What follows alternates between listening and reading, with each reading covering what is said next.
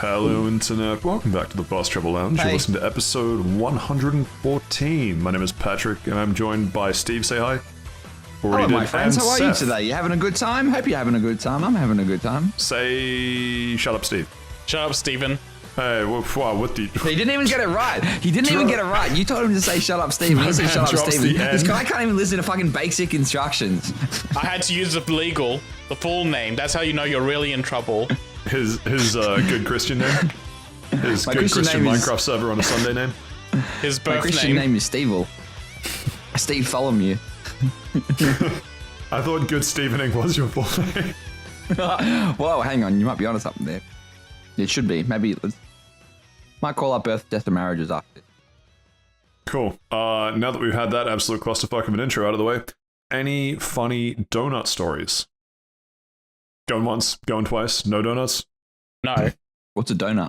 That episode of The Simpsons when Homer's like, pass the donuts, and she's like, what's a donut? And then it starts raining donuts. That's one of the classics.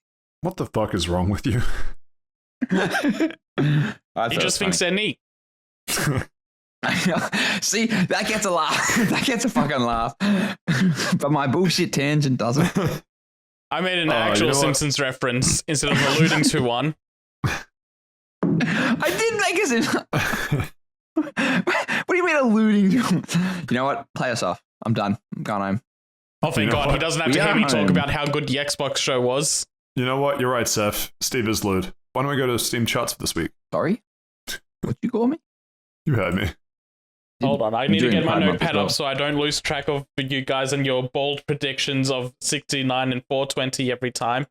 Just say bald or bold. He said bald. He said bald. Bald. Bald. Yeah, right, you know what? Just for that, Steven gets to go first on this Steamcharts. Oh boy. Used to finish in first, don't worry. It's a very, very simple Steamcharts. There are 3 Kingdom Hearts games that came out this week. Oh, fuck. Here we go. Rank them from first to last. There are not three Kingdom Hearts games on PC. There is 40 fucking Kingdom Hearts games packaged in 3 collections. Yeah, and you know what? Saif will buy each one of those collections. It's $100 for all of them bundled together, and I am tempted on my next payday. Oh boy. Does that include Kingdom Hearts 3? Yeah, that includes Kingdom Hearts 3. The only one it's missing is the rhythm game, Melody of Memory.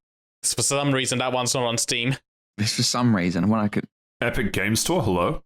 The free collections, rank them from top Ubisoft, to bottom. You play, hello. I'm going to say Kingdom Hearts 2.5, Kingdom Hearts 1.5, and then. No, 1.5 and 2.5 are together, so it's 1.5 and 2.5. Oh, so Kingdom Hearts 4. 2.8, and then 3. No. I hate Kingdom Hearts. Fucking tell you this. So Kingdom Hearts 1.5, 2.5 final mix for number 1. Kingdom Hearts 3 for number 2, and then Kingdom Hearts 2.8. An interlude chapter, I think that's what it's called. Fragmentary Passage. Not even close, damn it. I could have just said like 3 words. Fragmentary Passage is the Birth by Sleep game in there. The actual title of the collection is Final Chapter Prologue. Anyway, Patrick, your go. 1.5, 2.5 first. Actually, I'm just going to do it in order. I assume everyone's playing 1.5, 2.5, and all the people that have finished playing that have now picked up 2.8 or whatever the hell the second one is, and therefore those numbers are bumped up, and then no one's made it to 3 yet because people are too busy touching grass. Tell me I'm wrong. You are incredibly wrong. Steven got this out of the park. He hit a nail on the head. So I'll give the numbers for them. The 1.5 and 2.5 collection at its all-time peak was 11,152. Then in second place, Kingdom Hearts 3 was 1,267. And then 2.8 is 182. 2.8 is like... It's the worst one of the collection. Movie, isn't it? Can we get a check-in on 2.8 versus Exoprimal? Sure, let's do that. Poor Exoprimal. It was the best of us, it was the worst of us. I know the all-time peak for Exoprimal is higher, but is the all-time peak of 2.8 higher than the 24-hour peak of Exoprimal? Yes, unfortunately. That's my guess. I'm going to be contrarian and say no. Actually, no. I take that back. Steve's answer -1. But this is a Boolean. -1 just makes it a false. Hey, fucking your game, you figure it out. No, this is just a sequel to Godzilla -1. You know what? Just for saying that I have to figure it out. You're right. So if Steven's What? if Steven's going 2.8 is higher, and you're doing the same prediction but -1, you're doing the opposite, which means you think 2.8 is lower. Which means Steven wins again. He gets 2 points over Patrick this episode. Always has been. The Exoprimal 24-hour peak was 119. Thoughts, Pat? We're going to discuss this privately offline at your next salary review. Sorry, I don't talk to losers. Talk to my agent. Right. He's literally seething. Never seen Patrick seethe this much, man. Just a game, relax. I'm pooping uncontrollably back and forth right now. Cool. Well, thanks for that, Saif. You heard me. What the fuck, man? What have you been up to other than contemplating a $100 3 collection Kingdom Hearts bundle of joy, Saif? Nothing. Like my last fortnight has been pretty. Jesus. My last fortnight has been pretty dominated by Summer Games Fest. So instead of talking about something new I've done recently, I'm just going to go back to that list of things that I talked about the other week and talk about Mega Man X this week. During Pride Month, he's not even talking about Mega Woman or Mega People for that matter. Interesting. Really think you know someone? You don't think you know me? You met me once. No, that's true.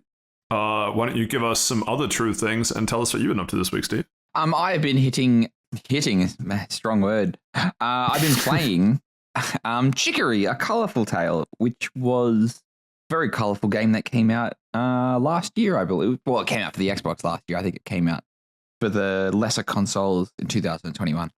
Good game. I see. And I know that I have like a bit of a backlog to chat in terms of Monster Hunter now, but I just want to bring up one thing. So it won't be a crazy blown out discussion just because it's part of the latest update, which I think is kind of interesting. And playing Balatro, but not much to update on that because it's really hard to explain how Balatro works and why I've been having a good or a bad run over this form. But if you haven't played Balatro, do it. And two other things, but I'm basically just summarizing them now because there's no point going into detail. Boys Season 4 is out. Steve, have you been catching up on that at all? Is it the bullshit episodic releases?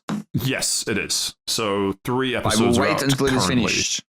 That is absolutely fair. I thought they were all dropping at once and I was bitterly disappointed. No, Amazon has their shit together and does it weekly.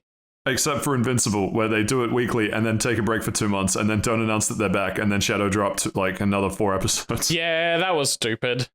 Who makes these?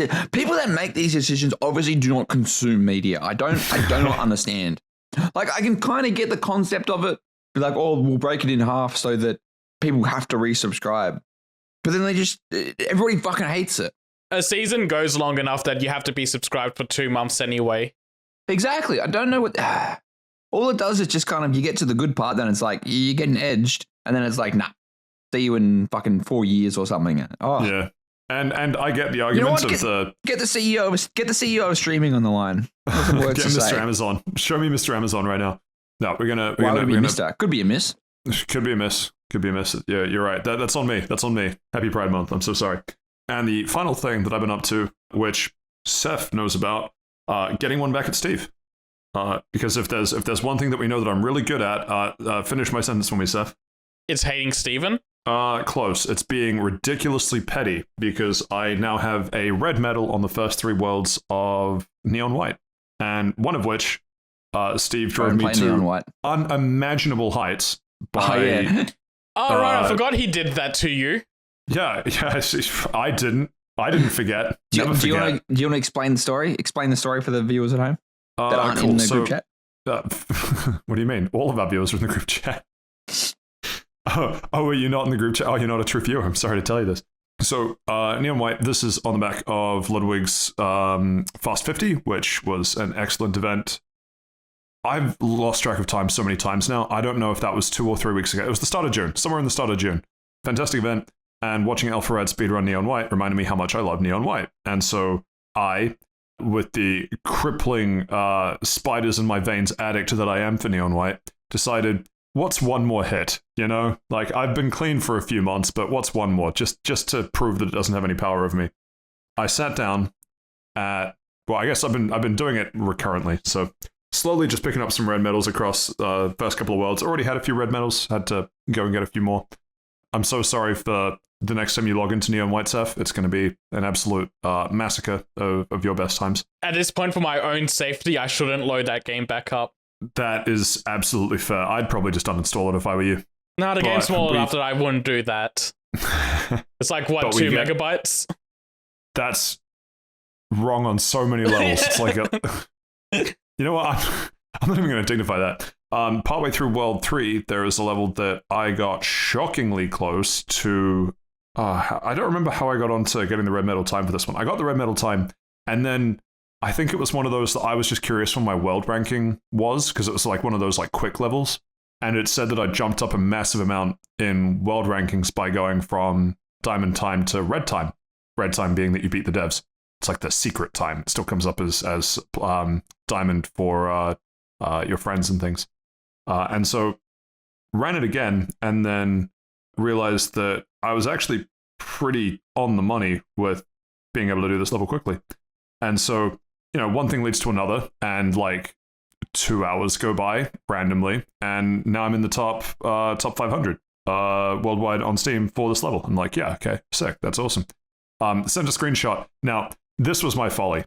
I absolutely knew that I'd send it into the screen into the group chat, and that Steve would go, "Oh yeah, nice top 500, but it's not really top 400, is it?"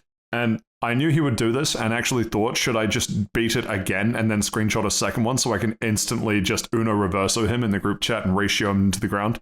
I decided not to. I was the bigger person. I absolutely should have in hindsight. Yeah, that was on me. Send it into the group chat, and then predictably, Steven, with the one brain cell that he has, went, "Oh yeah, it's nice, but it's not top 400. And so then another 3 hours went by, and then I cracked the top 300. And now I'm somewhere in the top 300 worldwide for this level, purely off the back of Steve's spite. So thank you, but also fuck you, Steve. You're welcome. I just want nothing but the best for you, but you're not in the top 200, so I guess, nah. So I guess I'm not a real gamer. That's fair enough. I'll slowly pick my way through the remaining, so that's all of Worlds 1, 2, and 3 done. So now up to World 4. I know that that Saif has clocked me on, I almost want to say most of the back half of the game's levels, because I beat them once and then moved on and didn't really come back to them. So it'll be interesting getting red medals on those. Yeah, when I think I red do. medaled like one of the not the last world, but the second last world, one of its last levels, where it's like a really long one where you got to like go across these like insta kill lasers. And there's this really weird skip in that level that I saw and did, and it's beaten your time by like a minute and a half. Yeah, good. Well, I look forward to that, and that was crammed into the middle of the Run Lounge segment, which I didn't really want to do as a Neo and White thing, but here we are, so I guess I will just quickly get my Monster Hunter Now piece out of the way. So I don't know if this was tied into the stuff that was released around the Monster Hunter Wilds things, but there have been 2 major updates to Monster Hunter Now, which I've been playing ruthlessly addicted to for a couple of weeks now. It's terrible. But only money that I've spent on it is to buy more storage space. None of that single-use consumable shit. So hold your applause, everyone. Capcom's banging down my door, begging me to spend any amount of money off of the how many hours that I put into that game. Yeah, Capcom and Square Enix are tag teaming me at the moment, asking for the exact same thing, so I'll spend money on the Final Fantasy VII Monster Hunter collaboration. Stay strong, brother. And so the 2 updates. One, we are now into Season 2, which of course comes with a Battle Pass, which I'll probably get because I 1.5 times maxed out the first Season's one, and I'm already like some number of levels into this one that's been out for like a week or 2. And the other one is that they have introduced Elder Dragon encounters. So these are cool. There are Huntathons, which special events at, call them Pokestops, call them gathering points. It's a Niantic game, if you know, you know, where you can hunt a bunch of monsters. And these ones take the same mechanic, but you only hunt one monster. And that at the moment is Kushala Daora, one of the Elder Dragons. And they say, more Elder Dragons are coming. Like, ooh, this will be exciting. And they also introduced Gun Lancers somewhere in the middle of all this as well. Gun Lancers, very fun. Works surprisingly well on the mobile setup in Monster Hunter Now. But the bit that I want to complain about, so this is going to be a weird nerd flex, but we'll see how we go. Nerd flex, he said. Have either of you? Yeah, flexible nerds. Look them up. Do either of you remember fighting Kushala Daora in a main Monster Hunter game? Yeah, in Monster Hunter World, I did. I'll take that. Steve? I do not recall. Yeah, fair enough. No worries. So Kushala Daora, kind of a weird Elder Dragon that it's like one of like 4 Elder Dragons that are the god of storms. Turns out in Monster Hunter World, there's like a lot of Elder Dragons that control storms. So Kushala is one of them. So the main parts of it has strong icy attacks and a wind barrier, very strong wind barrier. So that's the whole mechanic. That's why it's much harder to fight than normal. And so very weak to poison. When it's poison, it can't put up like a super strong wind barrier. Very weak to thunder, and a little weak to there's usually one dragon probably because it's another dragon. But usually thunder and poison. Poison specifically are the two go-tos. Do you remember what the Elder Dragon Triad is, Saif? Is it Kushala? Probably a group of 3 dragons. It's three of the dragons, right? Is it Kushala, Teostra, and Valhazak? Not Valhazak. That was I can see why you'd say that. That was the world that was one a that they triad introduced. for Monster Hunter World. Yeah. So normally it's Chameleos. Right, Chameleos, the one monster height came in mid hunt for you guys, and then insta died, and that one card ended the entire hunt. Yeah, that's the one. Glad you remember. I certainly didn't remember until then. And no. Wait, was that Chameleos? Because I think Chameleos was also the one where you guys went, yeah, we've been hunting this thing for a little while. I came in and got like the 1% drop on my first hunt with it, and then never played again. That one was not Chameleos. It looked kind of like a Chameleos. That one was Swampy Boy. Oh, I can picture his face, but I can't think of the name. It's going to randomly hit me in like 10 minutes. That one wasn't a Chameleos. Chameleos was the one that you walked in and randomly died. Yeah, okay. The point of the Triad is that you hunt one, and hunting any of these is just a pain in the ass. They're very strong. But you hunt one, and the gear that it gives you, because it's a Triad, is that it's like the starters in Pokemon, where... Wait, hold on, sorry, I need to interrupt you, Patrick. It just hit me. No, it was Chameleos as well, because I came in, died, we did another hunt with Chameleos, and I got the 1% drop and then ducked out. It was like I got rewarded for killing you guys' run. It could have been Chameleos. The one that I'm thinking of... I remember the Swampy Boy one as well. That was like you and Alexi were grinding on that one for a few hours, and then yes. I got the orb right away. The mud slicery job. Man, been a while since I played Rise. Do not remember. The exact same thing happened with Chameleos as well. I was just a magnet for the 1% drops in Switch Rise. I don't have a cool segue out of that. I'm irrationally upset at you. Irrationally upset. Irrationally upset. Happy for you, or happy for me. No, I'm neither of those. So the Triad is that each of these monsters, like the starters in Pokemon, is good against the other one. So Chameleos, being a chameleon that has a lot of like poisony type things, is good against Kushala, because then if you poison Kushala, then it can't put up its wind barrier. Kushala, because it's like a steely, icy dragon that controls a lot of wind, is quite heat-proof and therefore good against Teostra, where Teostra has like more of like a fiery, explosive-y sort of vibe. And then Chameleos is super weak to fire, because I don't know if you've set chameleons on fire recently, but they generally don't like it. And so Teostra stuff is very good against Chameleos. So, color me shocked, but in this one, in Monster Hunter Now, I have fought and killed several Kushala Daora. Not quite the ultra endgame stuff, which I'm slightly too weak for, which I'll get there eventually. It's very hard without spending money. It's not like you have to spend money to progress, but it's just I could make my life easier if I spent money, and I refuse to, so that's on me. But the stuff that you get for killing Kushala in Monster Hunter Now is good against, wait for it, Kushala Daora. What the fuck, guys? I don't know what kind of sick joke is being played here. Like, I'm assuming it's because they only had Kushala ready to go, and it would be weird if you killed Kushala and it was like, hey, now you can build armor and weapons that are really good against a monster that isn't in the game yet. But it's kind of hard when you want to theory craft a set, and the set's like, what's really good against Kushala? And the answer is some of Kushala's gear. And it's only Isn't a that problem. half the fun though? Like, isn't half the fun like theory crafting what's going to be good, or is it just kind of like a grind for no? You're describing a Monster Hunter game. Or... Most of the fun is in the spreadsheets that you set up, theory crafting your gear. No, it's more like I'm far enough, I'm close enough to the like end gamey, post gamey stuff that I actually am in the. I'm not ultra late end game, but I'm very late end game. Weird flex. But I have sets that are like good against various things, and so the problem I have is that I have a very strong poison weapon, which I will use against Kushala, so that's fine.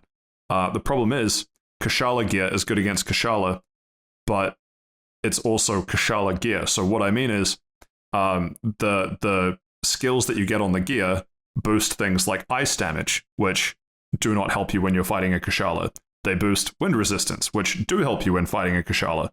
And if you have enough pieces of Kushala gear, they negate the wind barrier entirely, which I almost have, and I can't wait to get because it's really frustrating fighting through that wind barrier. But it's weird that this is the first game where you fight the monster that you want to beat rather than grinding against the monster to build the set against the monster you're actually trying to kill. Like, I guess to put it a different way, one of the bosses, quote unquote, boss monsters before the Elder Dragons was Zinogre. And Zinogre is very weak to ice. So you're like, okay, I'll go farm an ice creature, which is much easier to fight than Zinogre, so it's fine. So I can go grind against this ice monster as I want, and then eventually I'll have enough gear, at least to build a weapon that will be good against the Zinogre. It's sort of inverted a little bit in that I can do that with the weapon, but I can't do that with the armor, because now when Teostra comes out, I won't be farming Kushala for fighting Teostra like I do in every other Monster Hunter game that's existed. I'll be fighting Teostra to beat Teostra. And so in some ways it might actually be better that it's done this way. It's just weird that it's such a change from like all the other Monster Hunter games. Yeah, it's one of those weird moments where, because it's being updated the way it is, that the cap of what's in the game has to beat the strongest thing in the game at the moment. But yeah, because it's Monster Hunter, it's like, okay, so the armor you get against the monster is going to be strong against the monster you're fighting, just to make refights easier. Yeah, and so like I do get that side of it. It's just a weird tradition break. Yeah. And I want to stamp my feet and say I'm so much of a nerd that I'm catching this out. Even though by and large it's probably a good thing that the thing that you're fighting is made easier when you fight it enough, but I just wish that it didn't force me into a corner where my best ice set is now the one that involves Kushala pieces, because I don't use an ice weapon on Kushala. No one should use an ice weapon on Kushala. So you have to make this weird trade-off of my perfect set now requires an extra dimension of chess to figure out the best way to cram all the skills into it. But we'll get there. I just need another spreadsheet. But anyway, that's my actually that seems like work, man. I'll be honest with you, big fella. That seems like work. Which part? You know what? Says man who has had a spreadsheet for Final Fantasy 13 achievements. Yeah, and I got 100% of them. That was during lockdown, man. I went insane. We all did. I was perfectly sane during lockdown. It was business as usual for me. I was just as insane as I've always been. For something. I do get what you're saying, Steve. I don't know what about it, what about it specifically that keeps me like drawn to it, because there's sort of no I don't have friends that play or anything, right? It's like even Pokemon Go, you'd like back when it was super popular, you'd be excited that like you and whoever you were with, you'd like both catch the Charizard or something. Like I've never actually even seen anyone else playing Monster Hunter now, except for Japan. In Japan, everyone was playing it and it was awesome. But here, I've never seen anyone else playing Monster Hunter now, and everyone that looks at my phone go, "Oh, you're playing Pokemon Go still?" And it's like, no, it's Monster Hunter now. Leave me alone. But would you consider joining like a community hub, or because I'm 99% sure there is some sort of New Zealand Discord. I'm sure there is, but so that you're preempting my next point, which is that I'm now far enough into the late game that I rely on other people to beat the like raid boss ultra like top level stuff. And I've beaten a couple ultra top level things, but certainly not consistently. And solo, I'm like a couple levels below where I need other people to help with. So it's getting close. If I didn't have an irrational hatred of other human beings, I'd be tempted.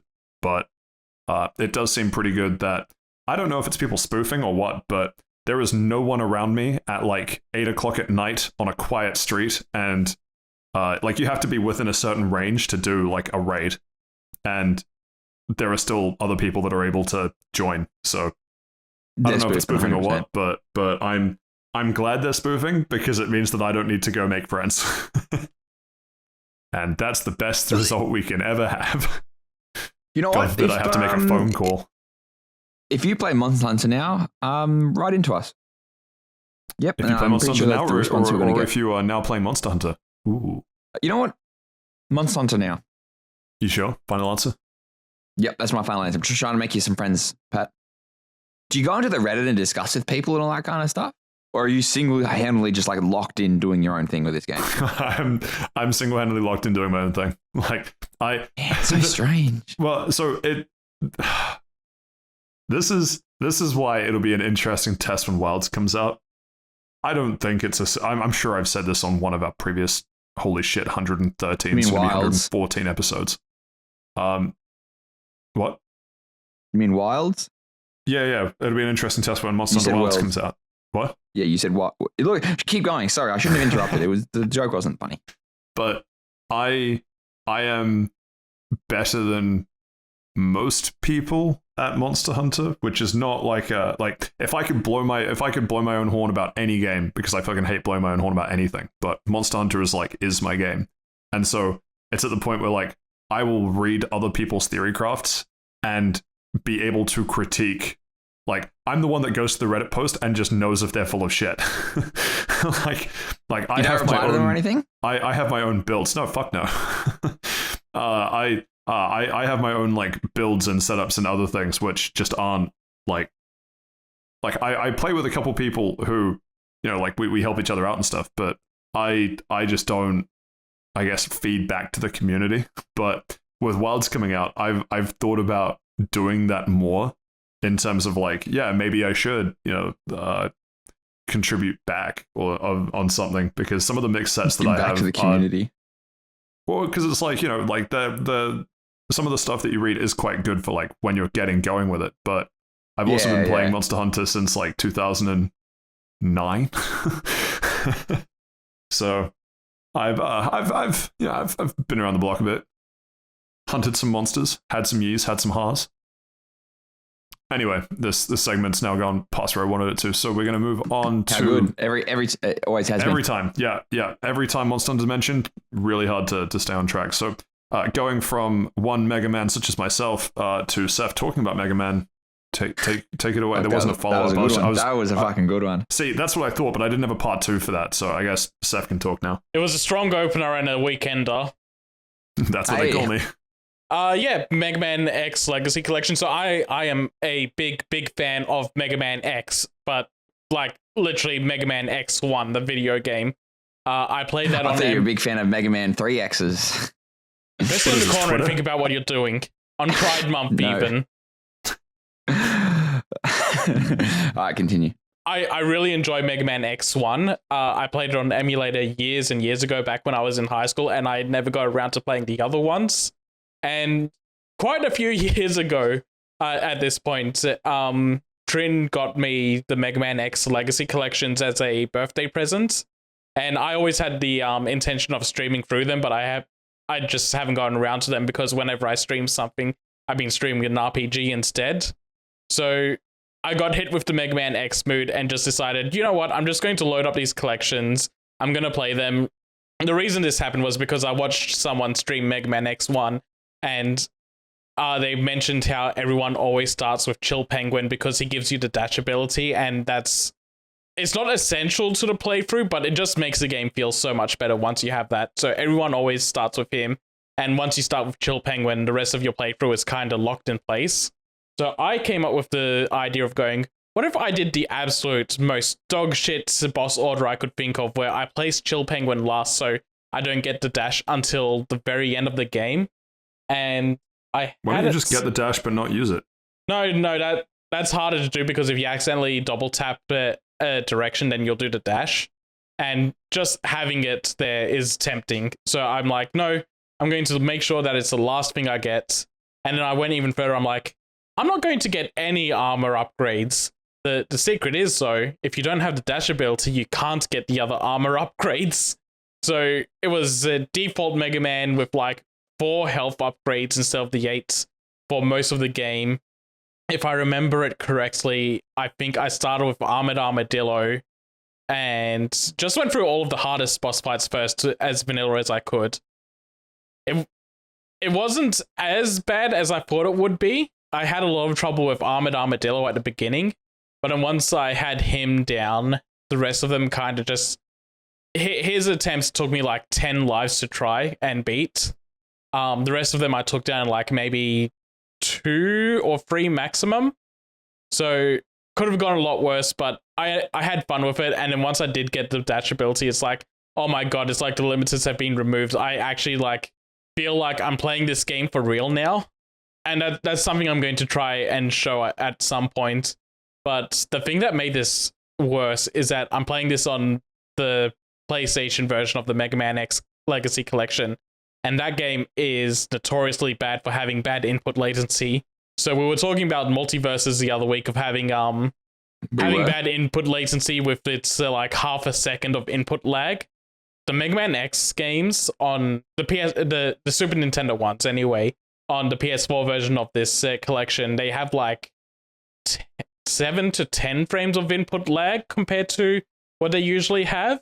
And even that much is very noticeable. It makes a lot of things... I was going to say, like, doesn't make it, like, not unplayable, but it doesn't make bosses fucking atrociously hard. Not just bosses, but some platforming segments as well. Like, there's some jumps where you have, to get upgrades, you have to do a dash and jump at, like, the very tippy tip of a ledge to make it. And it makes jumps like those a lot harder as well. Like, you're so used to how it feels a particular way if you've played these games before, that the added input lag just makes it feel worse because you have to rewire your brain to jump like a split second earlier than you're anticipating. The Super Nintendo versions of these games weren't great overall, but after playing X1, I decided, you know what, I'm going to just go through more of these. I played X2. X2 was also very, very fun. It's basically on par with X1 in terms of like level design, boss design, and how everything feels in that game. And then X3 comes along. X3 is a piece of shit. It is easily the worst one out of the original, the first 3 games in the Super Nintendo trilogy. It has some neat ideas, but the level design sucks. The bosses are all a joke when you have their weaknesses. Like, if you hit them with their weakness, they just jump to the other side of the room and reset their pattern. And so you just get them in a stun loop of like, I'm going to turn to the left and hit you. Now you're jumping over me and I'm going to turn to the right and hit you. And you just do that until their entire health bar is gone. And just playing through enemies do way too much damage. Like, I think if you accidentally run into enemies 3 times, like from contact damage, you're going to lose a life. And that feels really punishing. And they have like a special... All of these games have like a special end game upgrade. So Mega Man X1, if you meet a bunch of requirements, you get the Hadouken from Street Fighter. Hadouken! Mega Man X2, you do all the requirements, you get the Shoryuken. And X3 goes, if you do all of the requirements, you get Zero's Beam Saber, Zero being the other main character of the X series. Proto Man. The thing is with Zero is that he's also a playable character you can choose to play as. So hang on, so that's not Proto Man? Isn't that Proto Man from the... Or is that just like a weird... when he got reinvented in the 2000s? No, not even that. Because Zero was made by Dr. Wily, and Proto Man was made by Dr. Light.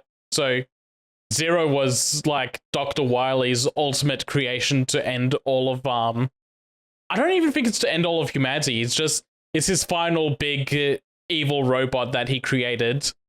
and I don't really know what his goal was with Zero besides going, look, I made a robot that's better than Mega Man X. I'm in charge now. Yeah, essentially, he just wanted to prove his dick was bigger. But was it? Kind of.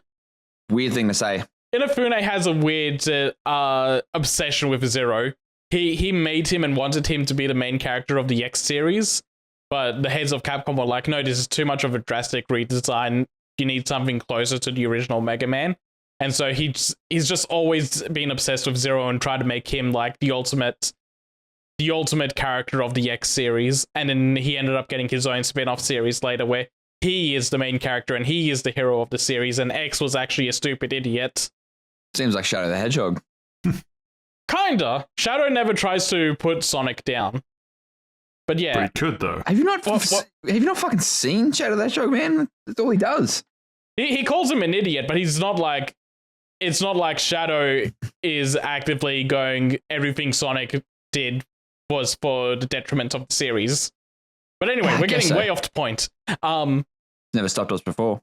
Always has been. X3 has a feature where you can call in Zero to tag in for a section of a level, just to make things easier for X, since he's going vanilla through these levels is rough with him, so Zero is like a crutch.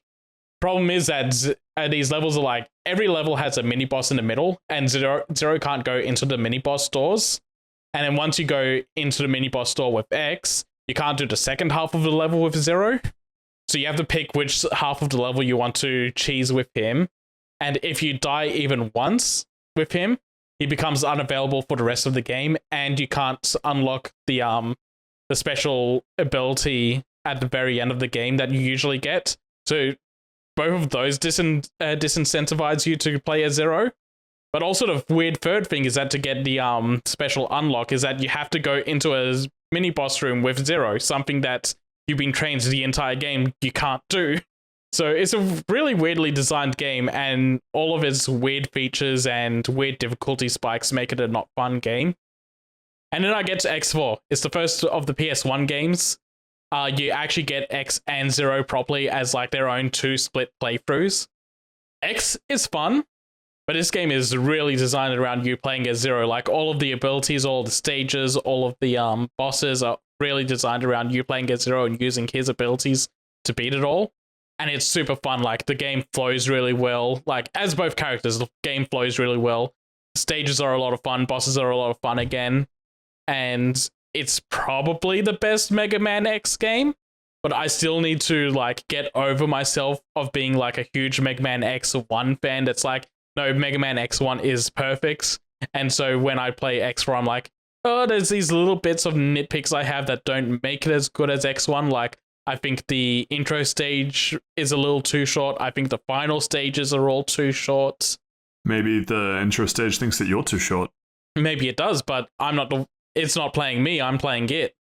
You tell me you've never been played by Mega Man X before? Not yet. Well, X3 tried. Maybe that's why I don't like X3. But yeah, X4 is really good. For me, it's the second best of the X games, and once you hit the PS1 games, the input lag gets a lot better. It's still worse than emulating the games, but it's a lot better than the Super Nintendo games. Like, it actually feels like something you can work around now.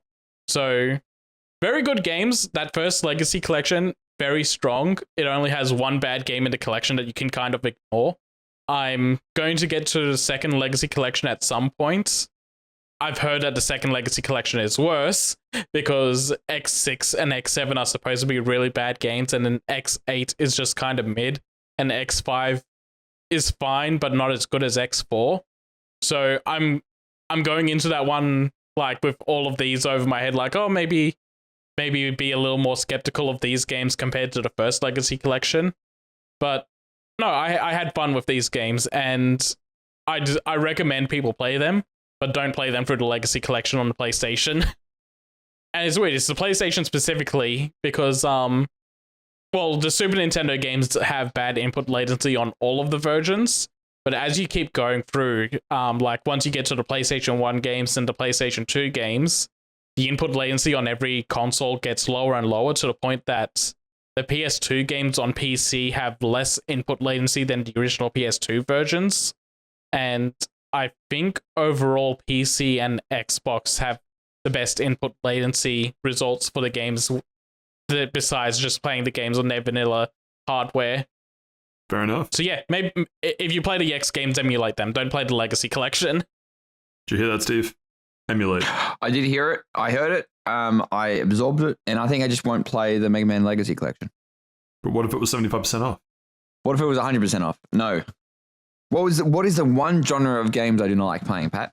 Full price. Nope. That's second. That's number 2. The first one is platform. Rhythm games. Hate platform. Hate them. Nah, rhythm games, all right. Driving games. Platformers. Nope. I literally just said rhythm games. We don't have to keep Family guessing. games. It's rhythm games. I hate rhythm games. Party games. Games where you get to experience a different viewpoint on society, where you might have to play as someone who has a different lived experience to you. I heard that you absolutely hate those sorts of games. What the That's fuck are you oddly talking specific. about? Got something you want to share with the class, big man? I don't know. I feel like it's something that you wanted to share with the class when you talked about how much you absolutely despised the idea of Yasuke's character in Assassin's Creed Shadows. I think I just despise Assassin's Creed as a whole, but go off. I'm going to be very upset when I have valid criticisms about that game and Patrick's just going to go, you just don't like the black guy, do you? Well, hold on. You might not like the woman either. A right wing is the worst nightmare of a video game. Choose to play as a black man or a woman. All I want to know is when can I play as a white man? When was the last time? Literally the last game was you playing as a white man. What game was I playing? Literally any No, game? the Assassin's Creed Game games, of I mean. life. The last Assassin's Creed game was Valhalla, which was you could pick between a white man or a white woman. But so that's only a 50-50 shot. Like I want no option. You know what? Let's not continue this train of thought before these get taken out of context and I get cancelled. I deserve it, but that's not the point. But it's not what you wanted. Fair enough.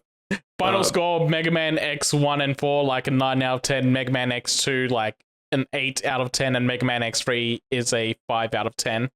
Cool. I hope that was followed by everyone at home. Because now we're going to shift. It'll be on the test. It definitely will. It definitely will be. To Chicory, Steve. Chicory, a colourful tale. So I heard very good things about this game when it. Well, actually, if you let me finish, I'll get into it. No, we just came off the topic of you not liking color in your video games. Holy fucking shit! Holy fucking shit! Shut the fuck up, Seth. That was so good. That was. Thank you for spiking my layup, Seth. I'm getting dunked on, man. Someone play some air horns in this. Well, funny you say that though, because when you start up Chicory, the general premise of the story is that all the colors have been sucked out of the world. So it's literally only in black and white. And do you like this, or you're supposed to fight this? So the establishment. So the wants main character of the game dislikes this, but Steven is like, I don't see the problem. Finally, vanilla. Steven sits down. I don't see the problem. I don't see color.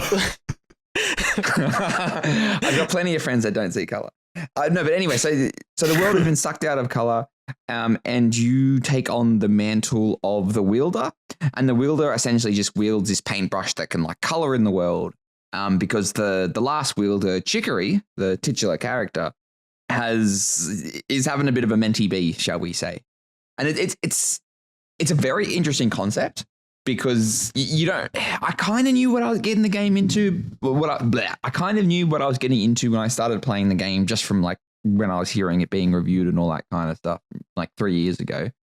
And different game of the year discussions and all that kind of thing, because it did rank up there, and I think on Steam it's sitting at like a 95 or something. Holy shit. Like it's very, very good game, and as I get through it, you'll understand why.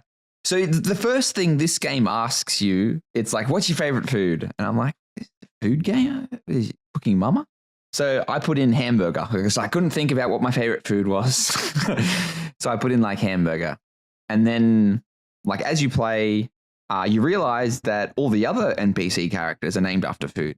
So You've got like I'm forgetting all the fucking foods, but you've got like pasta, you've got pizza, you've got cookie, you've got apple, you got banana, you got peanuts, you got all these different food named NPCs. So it asking It's what just your like favorite Hi-Fi food- Rush, where all of the heroes of the game are named after different teas. Are they? Yeah, teas or things you put in tea. Like Why are we- chai, cinnamon goes in tea, macaron is like a tea dessert. I'm surprised that we're bringing up a game like Hi-Fi Rush because that game did so badly that it got the studio shut down. Did so well, it got the studio shut down, which is even scarier. Anyway, it doesn't matter. Let's move on. We already spoke about that. But yeah, so it Yeah, kind no of bad like mouthing Microsoft integrates- in front of Steven. badmouth these nut. But yeah, so it very much integrates you very heavily into the world by asking you like what your favorite food was, and I think it's such a fantastic hook. And be like, oh, why is the game asking me like my favorite food? And then like after 15, 20 minutes of meeting a couple of characters, it's like, oh fuck, like it was asking for my name in a way that wasn't, because your character becomes the food that your favorite food name. It was fantastic. I've never been hooked in. It was just this bunch of world building that it was just an inconsequential throwaway thing, and it's just really integrated you. And it probably helps as well because like during the dialogue and stuff, your character, it's not voiced or anything, but your character does speak in like text boxes, and your character's got like opinions and feelings and all that kind of stuff. And it really like personifies the actual character. I mean, it's like, oh, hey, hamburger, what are you up to? Or fuck you, hamburger. Like, what are you talking about? Like, you don't know anything and all that kind of stuff. But anyway, so all the color has been sucked out of this world. And as the wielder, the new wielder, you never thought you get to be the wielder. You're kind of just being a janitor at like a cleaner type of thing at Chicory's place type of thing. So you pick up the brush and then you can essentially paint the world. And then you find out that there is a bunch of corruptions spread throughout the land that's kind of taking the color out. And the basic principle is to go out, color the world, and beat all these corruption type of things. And there is kind of that's the general theme. But then, like as you kind of delve deeper into the story and the conversations with the NPCs, it explores like trauma and depression and mental health in a very interesting way. Like the previous wielder Chicory, she finds that she's filled with a lot of self-doubt and loathing because of her mental health struggles. And then you kind of talk to just generic NPCs and you'll be given side quests and all that kind of thing. It deals with it in a very adult way, but it's like a layer or two deep. So if you were a child playing this game, and it kind of just like the art style and the ease to play, you can definitely tell this is not a child's game, but it's an all ages game. Like you could give this to a kid and be like, hey, have a good time. And they'd have a good time with it. Like you don't have to dig that deep for just to have a good time, but it does have layers that kind of improve upon the game. And then I said before that like you paint the world, and you do because I was playing this on controller. This game probably is one of those games that if you're playing it on PC with a mouse, it is a lot better because you are controlling essentially a paintbrush with the thumbsticks. So the right stick controls like a paintbrush and the left stick moves your character. And as you're kind of imagine if you would A burger. a hamburger. The way that this works, like the right stick is essentially as if you're rubbing the brush tool within Microsoft Paint over the world. Like that's literally it. Like you can change the color through like the trigger buttons, and there's usually, depending on the scene of the map you are, there's 5 different colors, which kind of makes sense. And you can, it's a bit awkward when you first get in because an NPC will be like, hey, can you color in my house, please? And then you do color it in and it looks like dog shit because you're using a fucking joystick. But like he's like, oh, whoa, you did such a good job. Thanks for painting my house. I love color so much. And then like as you go on, you find like brush upgrades that literally are like autofill buttons, or you can paint like the landscape itself in like different kind of designs and different colors. And it kind of, as you go on and as you progress, not that you have to, but like the background, if you fill in the background, it kind of helps you understand the scale, for lack of a better word, because it is kind of like it's not a platformer, but like it is a site. I wouldn't know how to describe this type of thing, but like it's like it's like a Legend of Zelda, like the old Legend of Zelda type of, you're on a screen and then if you got to go to the next screen, it kind of shifts over and there's different kind of like layers and ramps you can use to get around to the different depth of the level and all that kind of thing. I'm definitely describing this very poorly, but like as it makes sense. There are different puzzles through in every screen. Sometimes you've got to like trees will only grow when they're painted, and you've got to grow the tree so you can walk across them to get to the next area. Sometimes you've got to suck the color out of the trees so that they stop blocking your path, all that kind of stuff. And it is very unique in the way that it kind of does it. And especially like as you get on and it kind of gets a bit more difficult, it kind of layers it in a quite an interesting way, as in like sometimes there are these bubbles and if you paint the bubble it explodes, but you'll have to get the bubble to a certain area, and it's kind of just navigating it to where it needs to go can be a bit, oh okay, where's this supposed to go, and have I entered from the right way, what have I got, and I think that's very, very interesting. And like as you beat these corruptions you get like more powers, so you can like sort of paint water, then you can swim in water, you can swim up walls if the walls are painted. It is a very, very unique game, and I really enjoyed it. There were a couple of times, like when you first get started, it feels a bit overwhelming because you don't realize you have to paint the kind of background scenery, and then it kind of just looks very grating on your eyes, like it's very bright, it's very white. There's no soul to the world because there's just no color and no depth. But as you kind of get through it and you start like filling in the background and all that kind of thing, and you fill in the background with different colors as well, it provides like this, it's a unique look because you know that you've styled it this way. So this world is simultaneously very bright and colorful and unique, but it also has a better connection with you because you're the one that painted it. You're the one that chose those colors. You're the one that chose for the cliffs to be purple and the ground to be yellow, or vice versa, or only these cliffs are purple and these cliffs are red, or what have you. And it's very interesting. It's not the exact same style of thing, but it kind of reminds me of Drawn to Life, I think is the game. Or is that the show, Drawn to Life? There was a game where you put in words in a notepad and it would create those things into the Scribblenauts. That's the one.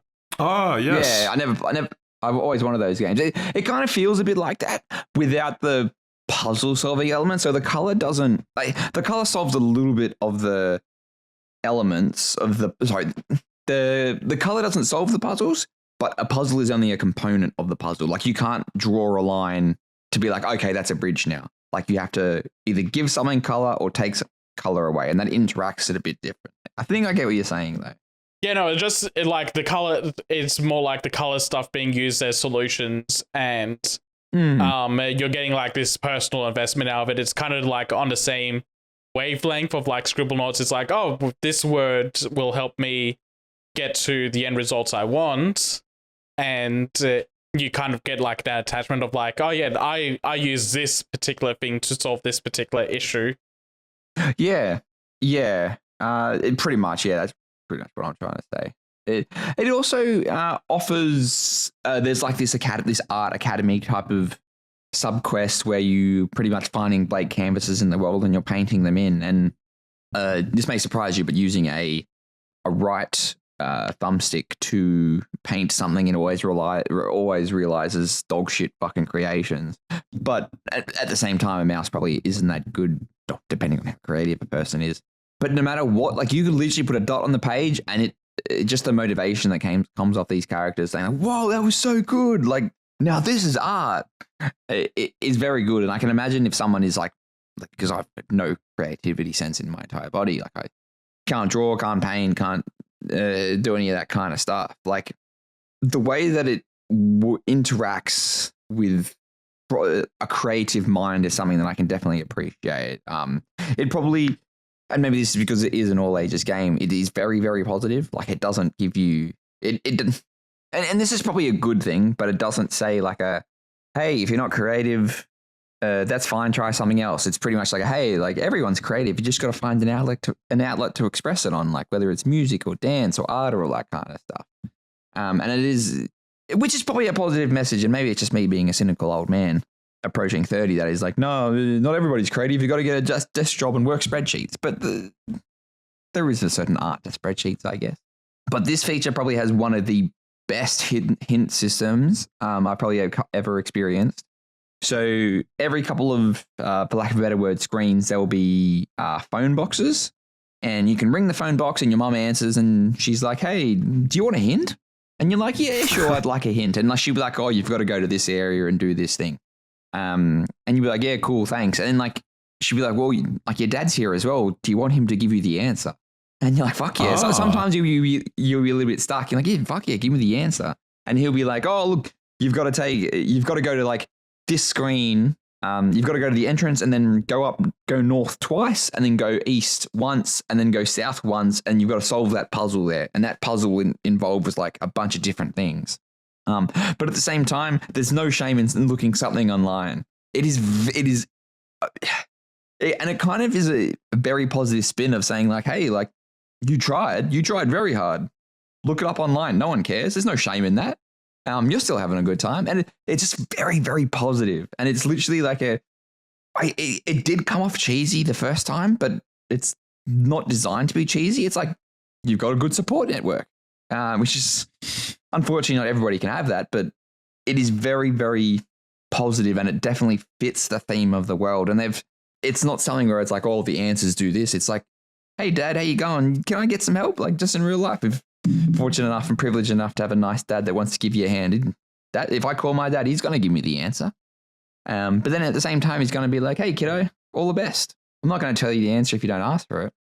And that's just, it's a very emotional kind of connection with like your family and the rest of the NPCs. And the writing is fantastic as well and deals with things like imposter syndrome as well. Very heavy theme of imposter syndrome. Which we all kind of suffer in our day-to-day lives, but the way that it kind of deals with it, and it's like you don't have to do anything alone. You've got your friends and all that kind of stuff. It's fantastic. It is fantastic. It probably the only criticism I have on it is it's probably a bit too long. You need to make friends after playing the game?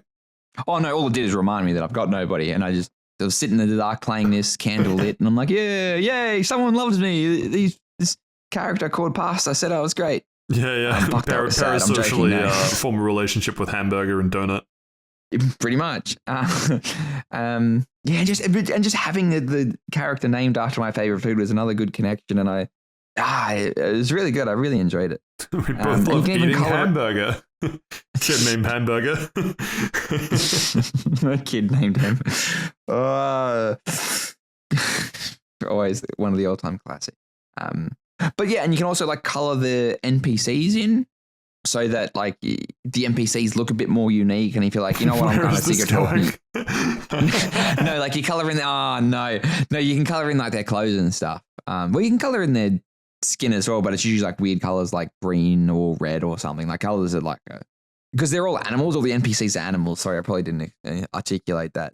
So you don't even see them as people. Yikes. Walked right into that one. But no, it's yeah, sorry. My only criticism of the game is that it is probably a bit too long, especially in probably the last third of the game. It kind of, not that it drags on and it kind of makes sense, but you could probably half the amount of like spread in this game and like still have a really good time with it. Like there's a bunch of side quests you can do as well that involve like painting something a particular way or finding something or decorating something, because there's like a furniture and decoration type of aspect, and you can color in the furnishings a different way. So there is a lot of customizability, different ways to customize, shall we say, or design different areas. And then when you open up the pause screen and you open up the map, you can see the areas that you've colored in. So you can kind of see which areas are colored in and which areas aren't colored in and how you've colored and all that kind of stuff. I mean, it's just a little bit too long. I feel you can probably half it and it'd be just as impactful. It does feel like it overstays a little bit and you're getting to the end and it's like, is this still going? We're still rehashing these same old issues. But I genuinely liked it.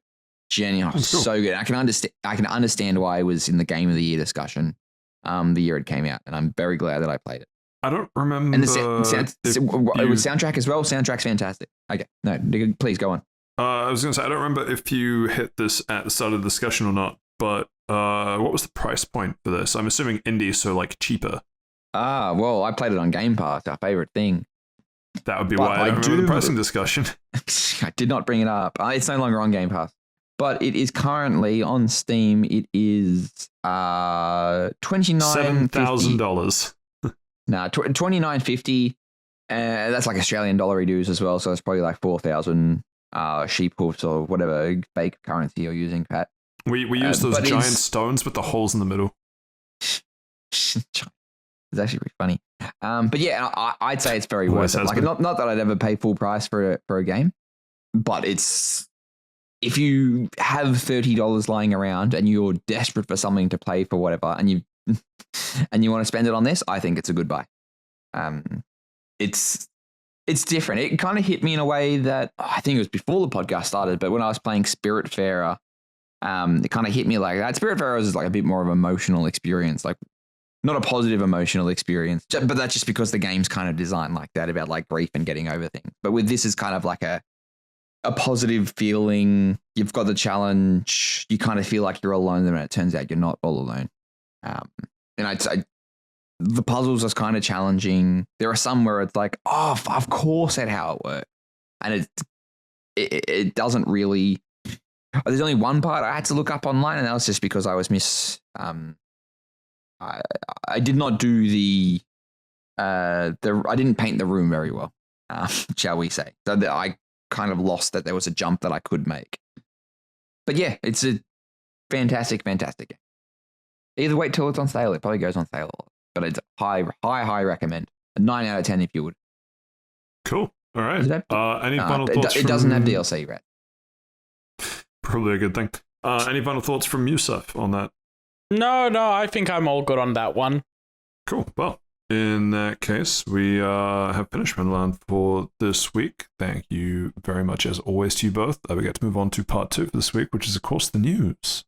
And starting off with some I think this was Seth's words. Small game dick energy. Yeah, that's exactly what I said. Yeah. Okay. During Pride Month, how dare you? But anyway, no, we'll move on. It's fine. First up, Hunter. Wait. X Hunter. No. Damn it.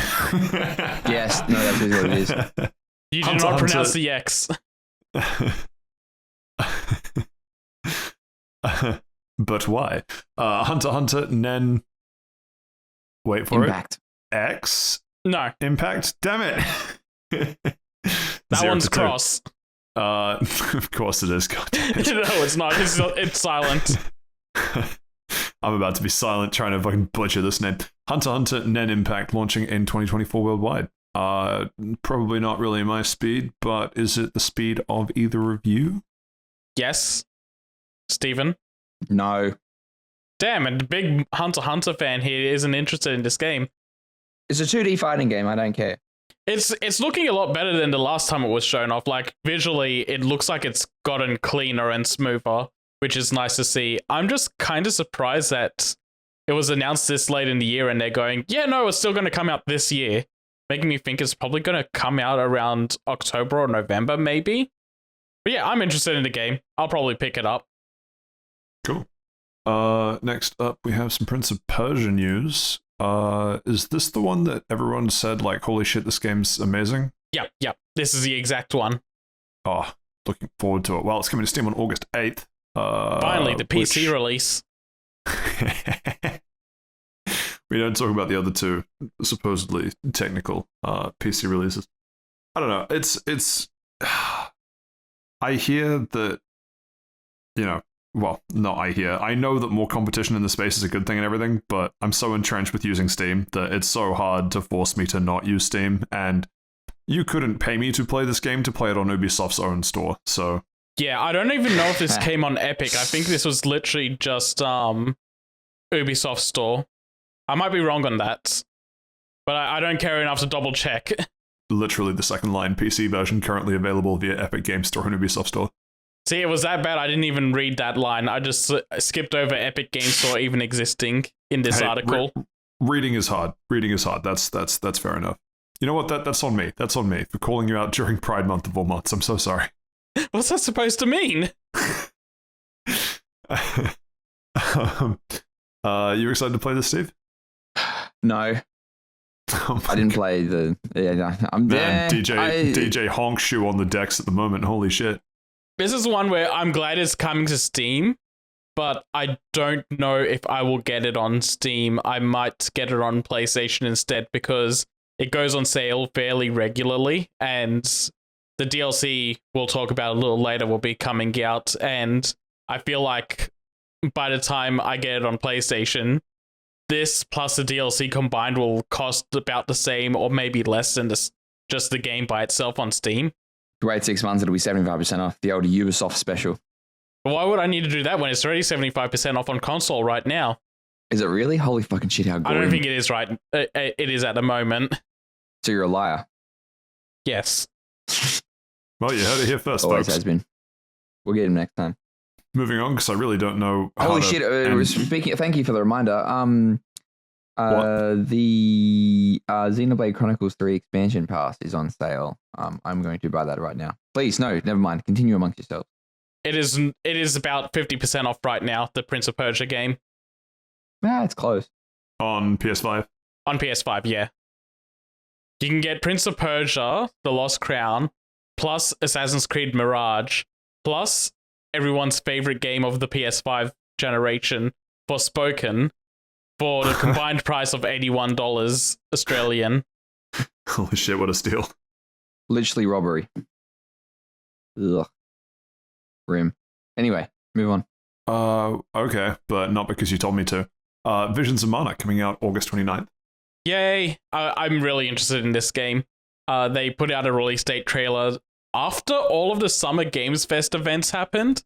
They were like, yeah, no, we didn't want to show it off at any of the shows. We're just going to do a YouTube premiere trailer. Finally re-revealed the game after like a year. Oh no, it hasn't been a year. It was at that Xbox showcase a few months back, but it's been quiet since then. Some people thought it might have entered some sort of development hell. But no, it's coming. It's coming very soon, August 29, like you said, and I'm very excited for this. This looks like a really fun game. Indeed, it does. But you know what? I guess it wasn't there already in a bit. No, never mind. There was a Trials of That's Mana fine. and Secret of Mana. Okay, cool, fantastic. Thank you very much, Seth. Because I was like, didn't they already make this game? Yeah. All of these are Never like mind. something of Mana. So yeah, it's just trying to remember what the first word is what entry of the series it is. Oh, they got furries. Yep. Clicking through the screenshots here. Yep. Furries, of course. Very Oop, that girl doesn't look like she's 18, but she's wearing no clothes. Classic RPG. Classic. No wonder Seth is interested. Got him. We should move on. You're doing this to me on Pride? What's that supposed to mean? Hey, whoa. I'm begging you, Pat. You got to move on. Move on, we shall to an even better game, Scroll with a Gun, launching August 29th, same day, but... This is going to eat all of Vision of Mana's sales. Absolutely it will. I am so excited. Yeah, this looks really good. I've always thought this looks really stupid and janky in the funniest way possible. I'm so excited for it. Yeah. I don't really even have anything else to add. I'm just excited. Steve, thoughts on squirrels and guns? What do you think? Wow, not only do you hate minorities. Wait. Not true. Anyway. This game probably occupies the same space in my head as Untitled Goose Game does. It's what interesting and fun game. Okay, it's the same thing for 20 hours. Or Goat Simulator. Like, it's as much fun as you make. I was going to say, yeah, I think it's probably a cross of Untitled Goose Game and Goat Simulator. And the average American high school experience. Oh, shit, Jesus, grim. Not untrue. Anyway, we're going to move on from that, but very excited nonetheless. Persona 3. Surely you're excited for this one, Steve. Oh, it already came out. But this is a DLC. You know, the answer, the thing you... The game ended with questions. Now you get the answers. This is episode Aegis. Which which is based on the answer episode. Let's unpack this, because the way to fucking experience this is impossible. So yeah, fair enough. I'll start. The answer comes out the day before 9/11. What is the question? No, so the original who's Persona 3 Will he say it? So the original Persona 3 came out for the PlayStation 2, and then there was when Persona it came to 3 the West, FES. I believe. Yes, for Persona 3 FES, who knows what the FES stands for? It's the one of question lost to time. And that's like the complete edition, and that contains the answer. And from which is the answer to the question of what the FES stands for. Is it really? No. Oh. I had you go on there for a second though, didn't I? You did. You fucking had me on the hook. You had me edging there, brother. And then like, so that's, you can only play that when you're playing Persona 3 FES. And then they released Persona 3 Portable on the PSP, but they which didn't is the include... worst way to play Persona 3. What, portably? It is very correct. No, because they make the game that's already like 50% visual novel, 90% visual novel. As I explained last year in my review of Persona 3 Portable while I was playing it on my Xbox, you lose all the dramatic in the scenes in it. But anyway, it doesn't matter. But it didn't include the answer. But it did include the femc. The female main character. That's what he means, everybody. So the way that they're handling it for the... just a very weird saying to say that. So the way they're handling content from the answer is to release it as DLC for Persona 3 Reload, the remake of Persona 3 that came out earlier this year. And people are like up in arms about this and rah, rah, rah, rah, rah, rabble, rabble, rabble. Knowing what we know about Atlas, we're lucky we didn't get a Persona 3 reloaded in 2 years' time that has this kind of stuff, and you're playing the full price again, plus $20 for this stapled on content. And from what I've been reading online, the answer is just dungeon crawling anyway. Yeah, it's dungeon crawling with more story attached to it, but I don't think it's like a little bit more story. But did you? Apparently, from what I've been told, it's got pretty good story for why am I blanking on her name? I guess. Why was I thinking for some reason that they're like, no, her name's different. This is just a weird code word for her. No, this is just more good character development for Igus. And there's some revelations about the ending of the game at the end of the answer. Like the end of vanilla Persona 3. There's not really many questions about it. It's pretty definitive, but then the answer comes along and adds questions to the ending that they decide to answer. Yeah, I'm looking forward to it. But yeah, as I played Persona 3 for like fucking 90 hours last year, I'm still waiting for it to fizzle out before I go back and play Persona 3. But because Persona 3 Reload is on Game Pass, for whatever reason, because you can claim a couple of like extra things with Game Pass every month or every 3 months or whatever it is. You can claim the answer as part of your Game Pass perks. So I've already fucking claimed it. So I own it, which is fantastic. Yep. Wow, I thought the DLC was going to be something you have to buy. They just went full hog on that. Well, no, so technically, if you don't claim it as the Game Pass perks, I'm not sure if there's an end date. But if you don't claim it by the time they take it away, like you've lost access, like you don't have it anymore. Yeah, but I imagine with Persona 3, that perk would go along with Persona 3 being on Game Pass as well. Like once Game Pass goes away, that perk will also go away, but it'll stay on as long as Persona 3 is on Game Pass. Or until Microsoft closes down Atlas. No, I think they'll still keep that. They haven't shut down Hi-Fi Rush being on Game Pass. Oh, that's true, actually. No, I meant that they actually shut down the Atlas studio. Very. Anyway, doesn't matter. I'm excited to this, but I need to play Persona 3 Reloaded. Interesting that they're releasing it the day before 9/11. As I say, that's the answer. What is the question? A question we'll have to get to later on, though. Lollipop Chainsaw Repop launching September 25. If it's launching 14 days after 9/11, what is the question? No, it doesn't work as well for that one. Again. Bigger question, will you play it? Yes, I will. I fucking love Lollipop Chainsaw. The only downside I have to this Repop remake is that they've gotten rid of almost all of the licensed music from the game. The only one that they were able to keep was having Lollipop as the shop menu, but everything else has been replaced with original music, which is fine, but I would have liked if they were able to get all of that licensed music back in, because it was a big part of the game's identity, I felt like. Right. I don't really have anything to say to that. I sort of grew up completely oblivious to Lollipop Chainsaw, but I know quite a few people are keen for it to come back. Live very, very, very close to porn. Yes, the fabled Steve pornometer. Why'd you say that?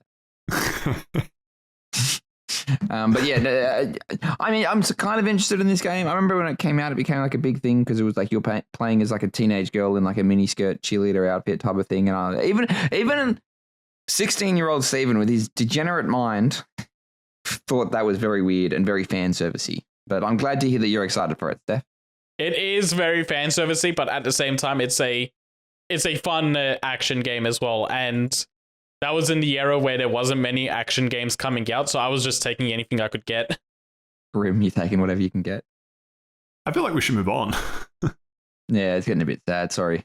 Cool. Well, this might make Seth sad, or it might, as he's written in the docket here, seethe with unfathomable rage of 1,000 suns. Tribe 9, the free-to-play extreme action RPG, has its first trailer details and screenshots. Why are you mad about this, Seth? This game was revealed 2 or 3 years ago, I think it was. But they did it with one of those CG trailers that sets the tone. And the tone that they set was like this very extreme baseball game where people were... It was basically like a full Shibuya-sized... Like the entirety of Shibuya was being used as the baseball stadium, and it was like super-powered baseball. When one character hit the ball, it went shattering through buildings, and someone was on top of a building as like the outfield trying to catch it. And it looks really cool. So I'm really upset that seeing it re-revealed now, it's like, yeah, no, this is a mobile RPG gacha game. It's like, oh, that really doesn't live up to the first trailer that they showed. Do you reckon if they just put one more character in it and made it Tribe 10, it'd be better? I think they need a whole team for that. I think the 9 is for how many teams there are. I don't actually know. I'm just making it up to not let Steven's question go unanswered. I probably should have. Thanks, man. Much appreciated. I hate awkward silence. But yeah, no, this just doesn't live up to like the potential of that first initial trailer they showed off, and I'm really upset seeing it turn out to be like this weird mobile gacha RPG instead of like, I don't know, some sort of like action sports game. I don't really know what I was expecting from that first trailer, but this is like the worst possible direction they could have taken it. Yeah. I don't remember if to be honest, I don't really remember much of the first announcement type stuff, but I'm always skeptical of the heights that a game can climb to when they say that they're targeting PC, iOS, and Android as the platforms. Yeah, no, this is just a mobile game that's going to be on PC because they put it on PC anyway these days. Honkai Star Rail, more like Hongshu Star Rail, am I right? Yeah, he took it. Hey, that's a good one. He took it out of my mouth. We'll get you next time. Always has been. Wait. Anyway, we are going to move on. Abyss. Wait. X. 0. Possibly. I haven't heard this one said out loud. There we go. Maybe a 1 out of 3. Who knows? Has a premiere trailer. You're kind of keen for this one as well, Seth. Hey everyone. I try not to do this too often, but I'm going to be cutting out this segment of the podcast. The game got dogged on a little bit too hard for my liking, and yeah, the discussion wasn't very good, so I'm not comfortable publishing something like that for an indie game, so I just want to cut it out. The others agree with me, so we're going to leave it at that. Please check out Abyss X0 on your own, and come to your own conclusions on it. Moving on, Discord, everyone's favorite. I don't really know where I was going with that segue. Basically, been shit on PS5 for a while. Getting a bunch of fixes. Yeah, so Discord on PlayStation was going through the same growing pains that Discord on Xbox went through. So Discord on Xbox for a while now has been as easy as I will load up the chat menu on Xbox and I will join my Discord servers from there. And PlayStation has been going, no, you have to join through Discord on your phone or on your computer, then go from that Discord channel to go, I want to join on my PlayStation, and then log in on your PlayStation and join in through there. And it was stupid roundabout way to work around it. So now they fix it, just go, no, now you can just join the server calls from the PlayStation menu. About fucking time. Yeah. They, like I said, these updates, it's the same growing pains that Xbox went through, and it's been fixed on Xbox for quite some time now, like I think 9 months to a year. So it makes me think that and Discord in general came to Xbox first. So I think there's some sort of like maybe Thank clause. you. Came to Xbox first. Enjoy your sloppy seconds, big fella. Once again, Xbox gamers. I think there must be some sort of clause that Xbox has in like, oh yeah, no, any quality of life features you have to keep on our console for an extended period of time before they go to the competition. So I'm just happy that it's out on console now, even if I won't personally use it. I know some people that will though. Yeah. Good for you. Still play muted a good chunk of the time. Actually, that's a lie. I can plug headphones into the PS5 controller, so actually goated audio setup. Hell yeah, I did that for a few games that I just want to be really immersed in. Oh, I don't do it for immersion. I do it for necessity. Yeah, no, I understand the difference, but every now and then there's a game that comes out that's just like, no, I really want to be locked in. I'll listen with the headphones. Fair enough. Are you listening on headphones right now, Seth? I mean, yeah, I have to. Good. Well, in that case, feel free to get locked in because Astra's Playroom is getting an update. It's that update has already hit. I've done this update. It is insane. So what they've done is they've added a new floor to like the PlayStation Collection area. Oh my god, PS6? No, it's so last time we talked about Astro, PSP2. I wish. Last time I said, oh hey, so the goal of Astro's Playroom was that you were collecting all the old consoles, but you never actually collected the PS5. I was wrong. Beating the final boss unlocks the PlayStation 5 in the collection room. So what happens is that in the floor underneath, like they make like in the second floor that they've added, it's all of the accessories and the PlayStation 5 Slim that have come out since the PlayStation 5 launched. And also a little room you can go into to pre-order Astrobot's new game. But they've also gone ahead and done like these ARG sort of like hidden riddles throughout the levels. There's only one released right now to find the Lady Maria Astrobot that's based on the Bloodborne character. And I'm just going to go through the steps here. No, let's fucking talk about the fucking Bloodborne character they put in. What the fuck was up with that, man? Like, Bloodborne remake, Bloodborne remaster, Bloodborne on PS5. Absolutely no, that's not coming. That's not real. Why did they do remade this? in Astra's Playroom? What the fuck are you talking about? I mean, yeah, but at the same time, people are just fiending for Bloodborne, but I don't think Sony should be disallowed from using the characters because Astrobot already has like references to Jak and Daxter and Ratchet and Clank and Sly Raccoon and Parappa the Rapper, and none of them are getting new games. Hey, Sly Raccoon's coming back, okay?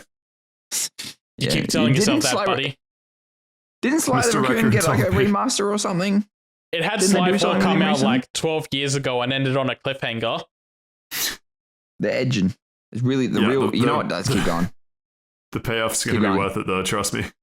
Just edge a bit longer, boys. Stay strong. So they added a Lady Maria bot where to unlock her, like save her in this mission, you have to go find the Bloodborne Hunter robot that's already in the game and stand inside a bush next to him with no context that you're meant to just stand inside the bush, and that'll unlock her like being risen out of the clouds and into like she's trapped in a cage. And she gets like a little hint in front of her that's just like a picture of a clock. So you have to go and find the clock somewhere in the stage and then figure out what you're meant to do to interact with it. And then once you figure out how to interact with the clock, you have to put in a specific date. And then that saves her. It's really weird and elaborate and seems Is the date insane. the announcement date of Bloodborne Remaster? No, it's the date that the Bloodborne Old Hunters DLC came out because she is a character from the Old Hunters DLC. Would have been better if they had to put in the date of my birthday. But yeah, so it's weird. It's a bit out there. Now that I know what level of insanity they're working on with these ARGs, I'm going to be more prepared for the next characters because there's 4 of them that's going to be released, but it seems like they're going to be releasing 1 character every month, but leading up to Astrobot's release date in September. That's kind of a cool idea, though. Like that's some like Remnant 2 secret hidden class in the back rooms type shit. Yeah, I really appreciate them doing this and like making it that you have to come back every month instead of having them all at once. Like keeps the game in your mind for longer. Yeah, not to mention getting that sweet PlayStation Online subscription rolling over multiple months. I don't think you need to have the online to do this. You fucking better not. There's a So single this is player a free game. update. Hang on. Whoa. This is a free update, isn't it? Yeah, a free update to a game that came Okay, cool, for fantastic. free with your PlayStation 5. Yeah. Yeah, right. That's pretty good. You know, it would be a more baller move on Sony's part, though? Like, Astro's Playroom is basically just a great big ad for PS5. They should release it on Xbox. Yes. But the problem is, Shut up. the Xbox controller is a generation behind. It doesn't have all of the features that the PlayStation 5 controller has, so a lot of the things just won't work in it. I feel like there's some kind of metaphor there. No, metaphor is coming up later. I don't like how well that fits, so we're going to move on. Moving on to the Age of Dragons, Dragon Age, if you will. The Veilguard Yay. had some news. Yay from Steve. Ooh, look at that. Before you Bonk get shoots into to one his side. yay, I have a question. Why are Western RPGs so allergic to having good combat in their video games? Too busy. Steve, you wanna take this let's take a couple of... No, well, let's just take a couple of steps back. So if people that are listening at home that for some reason listen to this podcast but don't keep up with game news... They get all their this game was news from us. Yeah, of course, and that's why I'm explaining the story, Seth. If you just let me finish for a second, man. No. You know what? All right, cool. What was I going to say? You were going to explain that Dragon Age The Veilguard is what we previously knew as Dragon Age Dreadwolf, and it got a rebrand. I hate you with every fiber of my being. But yes, that is correct. Yeah, and Nail, head, meat, hammer. anyway, I think that sounded better in his head. Yeah, maybe his head should meet a hammer. Maybe later. Oh. Steve, it's promo. Oh. You keep saying that about me. What's that supposed to mean? I only get to Whatever say you it want about to do, myself Colour. after you've made that joke. But yeah, so they did a big 25 minute gameplay drop. It seems to be the first couple of hours. It seems to be within the first couple of hours, and it shows off a bit of combat, a bit of talking and dialogue.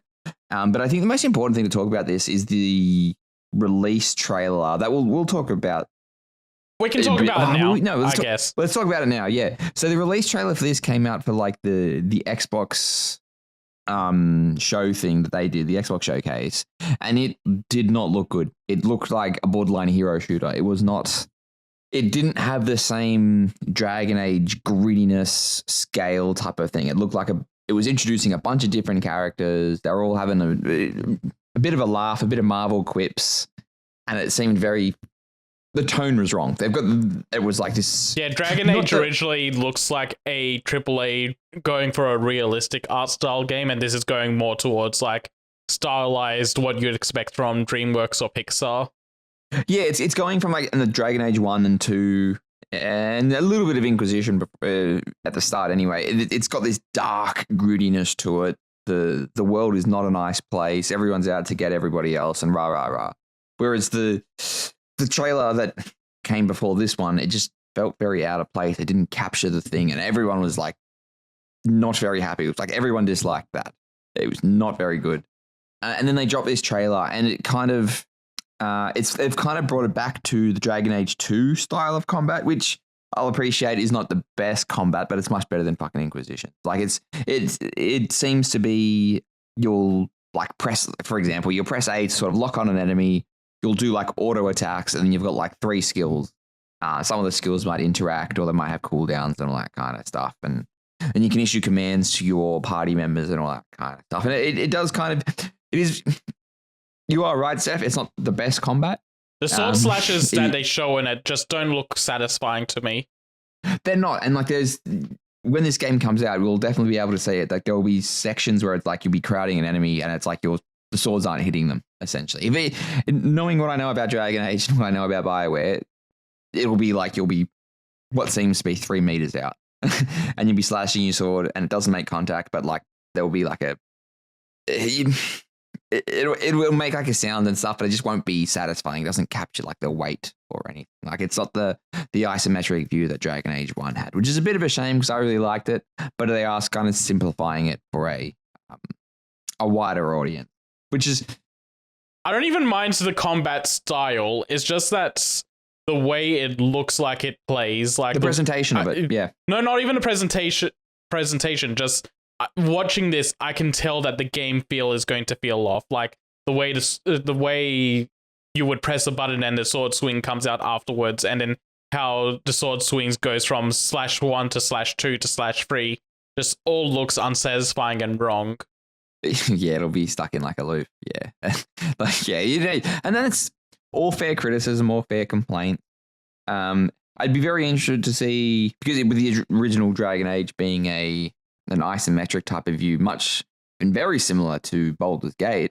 Yeah, and I know a lot of people wanted it to go back to the Baldur's Gate style, but I don't think that was a realistic expectation. It's too late. It's too late. This game has been in development for like a bajillion years now, at least 6 years. Like there was no way it was getting turned this far in. Like it'd be very interesting to be BioWare, eh? Yeah, still BioWare. Still BioWare. Yeah, so this is the like last chance that BioWare has before it gets taken to the farm by EA. I think no, they still got a Mass Effect in development as well. If this game doesn't go well, it's getting shot in the head. The same thing like what happened with Anthem. Like they were apparently like 80% through the revitalization of Anthem, and EA's like, I can't. I think the Mass Effect Legendary Edition sold very well and was very well received, and that kind of gave them a bit more time. It staved off the predators. Pretty much. Like the sharks are still in the water, but I don't think the sharks go for the throat until Mass Effect fails. I have heard David Attenborough talk about that actually, with like with sharks specifically. But yeah, like I'm very excited to see where this goes. Like it's, for some reason, it's got Barrack in it again. From Dragon Age 2, he seems to be a fan favorite character, even though I don't think he's a good character. But that's my thing. But yeah, it comes out like we'll talk about the announcement now. Like it was announced to be released in like October this year. Very interesting. Considering this is they've changed the name. Who knows what else they've changed? And this is the first we're really seeing of it. They've said that it's not going to be an open world game. It's going to be more of a mission based. Like, I would strongly suggest that it is very close to open world. I think it's going to be more open levels than open world. Yes, probably true. Yeah, open levels is a very good way of what I'm thinking this will be like. But I'm very excited for it. I'm a very big Dragon Age stan. I've played Origins through twice. I played 2, like 3, like 2 was one of my favorite games of all time. I played that through a million times. Inquisition, I did not like the first time I played, but on the second playthrough a couple years later, it kind of grew on me, but I didn't like it. And then when that 2 years ago, when they were on Twitter, someone was like, "Oh yeah, like you don't even move faster when you run in Dragon Age Inquisition. It just has blur lines." That literally broke my heart. I don't think I've ever been gaslit that much in my entire life. I always knew the running in that game was fucking dog shit, and I could never put my finger on why, and now I do. Also, there's no hard release date. It's just coming fall 2024. So it's a season. It's a season window. September to November. Yeah. So probably an October release, unless they want to move out the way of something else. Then they'll push it to November. But yeah, very excited. Will I because when Inquisition came out, I got the collector's edition for that because it was like 2015 or something. Oh man, this man gives me so much shit for the collector's editions I buy. I grew out of it. He comes it's in been 9 and years, talks about It's how... been 9 years. I've grown out of it, man. Then he comes in and talks about how... Then he comes in and brags about how he bought one for a shitty Dragon Age game. The Dragon Age game everyone hates. I've still got the tarot cards from it. The tarot cards are pretty good. They stay very safe. Those never come out. Those never come out. I'm so scared about ruining them. But will I get the collector's edition of this? Have they announced one? Probably not. I don't think they have announced one. But will I wait 6 months till it comes out on EA Play? Maybe. Oh yeah, EA Play is part of Game Pass, isn't it? Yes, it is. Yeah. I have no follow up for that. It's over. I was waiting for the segue. Oh, okay. Well, I wasn't even going to segue. I was going to say I haven't played Dragon Age like at all. I played 30 minutes of Origins and didn't really understand it because it was like the first time that I played that style of game, so I stole all my teammates' loot thinking that they would disappear and I'd just become super powerful. That happens in Final Fantasy 4. Turns out not the right way to approach that game, but I've just randomly flicked through the 20 minutes of gameplay. I know exactly what you mean about the like weight of the sword. I don't know how this plays like better or worse than other games, but it's weird in that the camera looks like almost Mass Effect-y, like over the shoulder type thing, but none of the weight. It looks like you've got Diablo style like wiffle bat versus mob enemies. Yeah. So I don't know. We'll see. This game isn't really for me, so fine. Yeah, I've never touched a Dragon Age game. I'm probably not going to start now. I'll touch it for both of you. That sweet, sweet Andromeda 2. And rounding out the non-Summer Games Fest news, well, Dragon Age going back to its roots. So was Embracer. Embracer had a couple weeks off. They sunned themselves up on the beach, and they came back and they said, "We haven't shut down a studio for a while." And then they shut down a studio. Yeah, they shut down Pisces Interactive, who recently did the Alone in the Dark reboot, which I heard was fine. It didn't review... Now they truly are alone in the dark. I don't think it reviewed all that well, but it had a pretty good fan following and a niche following. I think it also like profited and did fairly well. So it sucks to hear that like another game that did fine by all metrics got the developer shut down. Yeah. And this is also on the back of Embracer restructuring, supposedly to stop this from happening. Yeah. Oh well. Embracer went into the grave and took one more developer with them. Yep. Consolidation is awesome. Anyway, on to Summer Games Fest news. There is quite a lot to cover. Why don't we start with what was revealed in Geoff Keighley's show? Yep, I've gone through the notes and left notes on what games were announced that interested multiple of us at once. So do we want to start off with those ones, or do we want to start off with like a quick rundown of the things only one person was interested in? Might as well get the common ones out of the way first and then just tag on the extra ones at the end. Okay, cool. I'm assuming that you're starting with that, or? I didn't know I was going to be the one that... Because the first one up is Civ 7. I've got nothing on that one. That's you and Steven. I love Civ 7. What do you think it's going to be like, Pat? Have you played Civ 6? Yeah, I played a shit ton of Civ 6. Yeah. Do you reckon it's just going to be more of that? What was that noise? Great segment, guys. I didn't know. For some reason, I leave you guys to your own devices for a new segment for 1 minute. 6. Steve's reaction. I didn't think it's that yet. He's excited for Civ 7. Why do you think he hasn't played Civ 6? Because 7, 8, 9. Hey, there we go. We did it. Got to put one in every episode. Maya's getting fucking old, by the way. Holy, when like, because I can't remember if you remember, Seth, but like they put a Civ. I'm literally so excited right now. Sid Meier at the end of it is like, yeah, cool, Civ 7's coming out. Please buy my game. Blah blah blah. He's an old man. Don't forget he's been making video games since like the 80s, but they're gonna have to give him the old Walt Disney treatment and keep his head in the headquarters. Holy shit! Do you think that's why they call it that? Call it what, Civ? Oh, headquarters. What are you talking about? Yeah, probably. Fuck's sake. He's so excited he's missing your jokes. Where were you actually going with what do I think about Civ 6? Like, what were you trying to use as the jumping off point what I was trying to was like, live on pod? I was trying to ask if you enjoyed it and did you play all the DLCs with it? So I played... So Civ 6 did... Let's just clear up confusion, possibly for Seth, possibly for anyone else listening. Typically with a Civ game, there's like 2 big DLC packs that come out that like fundamentally change how the game plays. And then Correct. Civ 6, they did that, and then they were like, you know what every other game's doing right now? Live service. And so you could pay some subscription type thing, and then you got like access to like a shit ton of other Civs, as well as like different missions. Sid doesn't look that old. Game modes. Sorry. No, please. No. Yeah, no, you No, talk please, about Civ your 7. thing's more important, Seth. Yeah, exactly, I'm Seth. looking back on this I've never because... played Civ 7. I have nothing to contribute here, other than this guy isn't very old. But no, please, finish your thought. Continue. Yeah, no, I went back to look at it because Steven explaining how he looks really old now. I was like, oh, I should go check this out because he might look like a crunchy old man. I need to just put like Steven's image in my head. And I get here and he's like, no, he looks like a guy that's 50. I'm expecting some 80-year-old guy that looks like he's got one foot in the grave.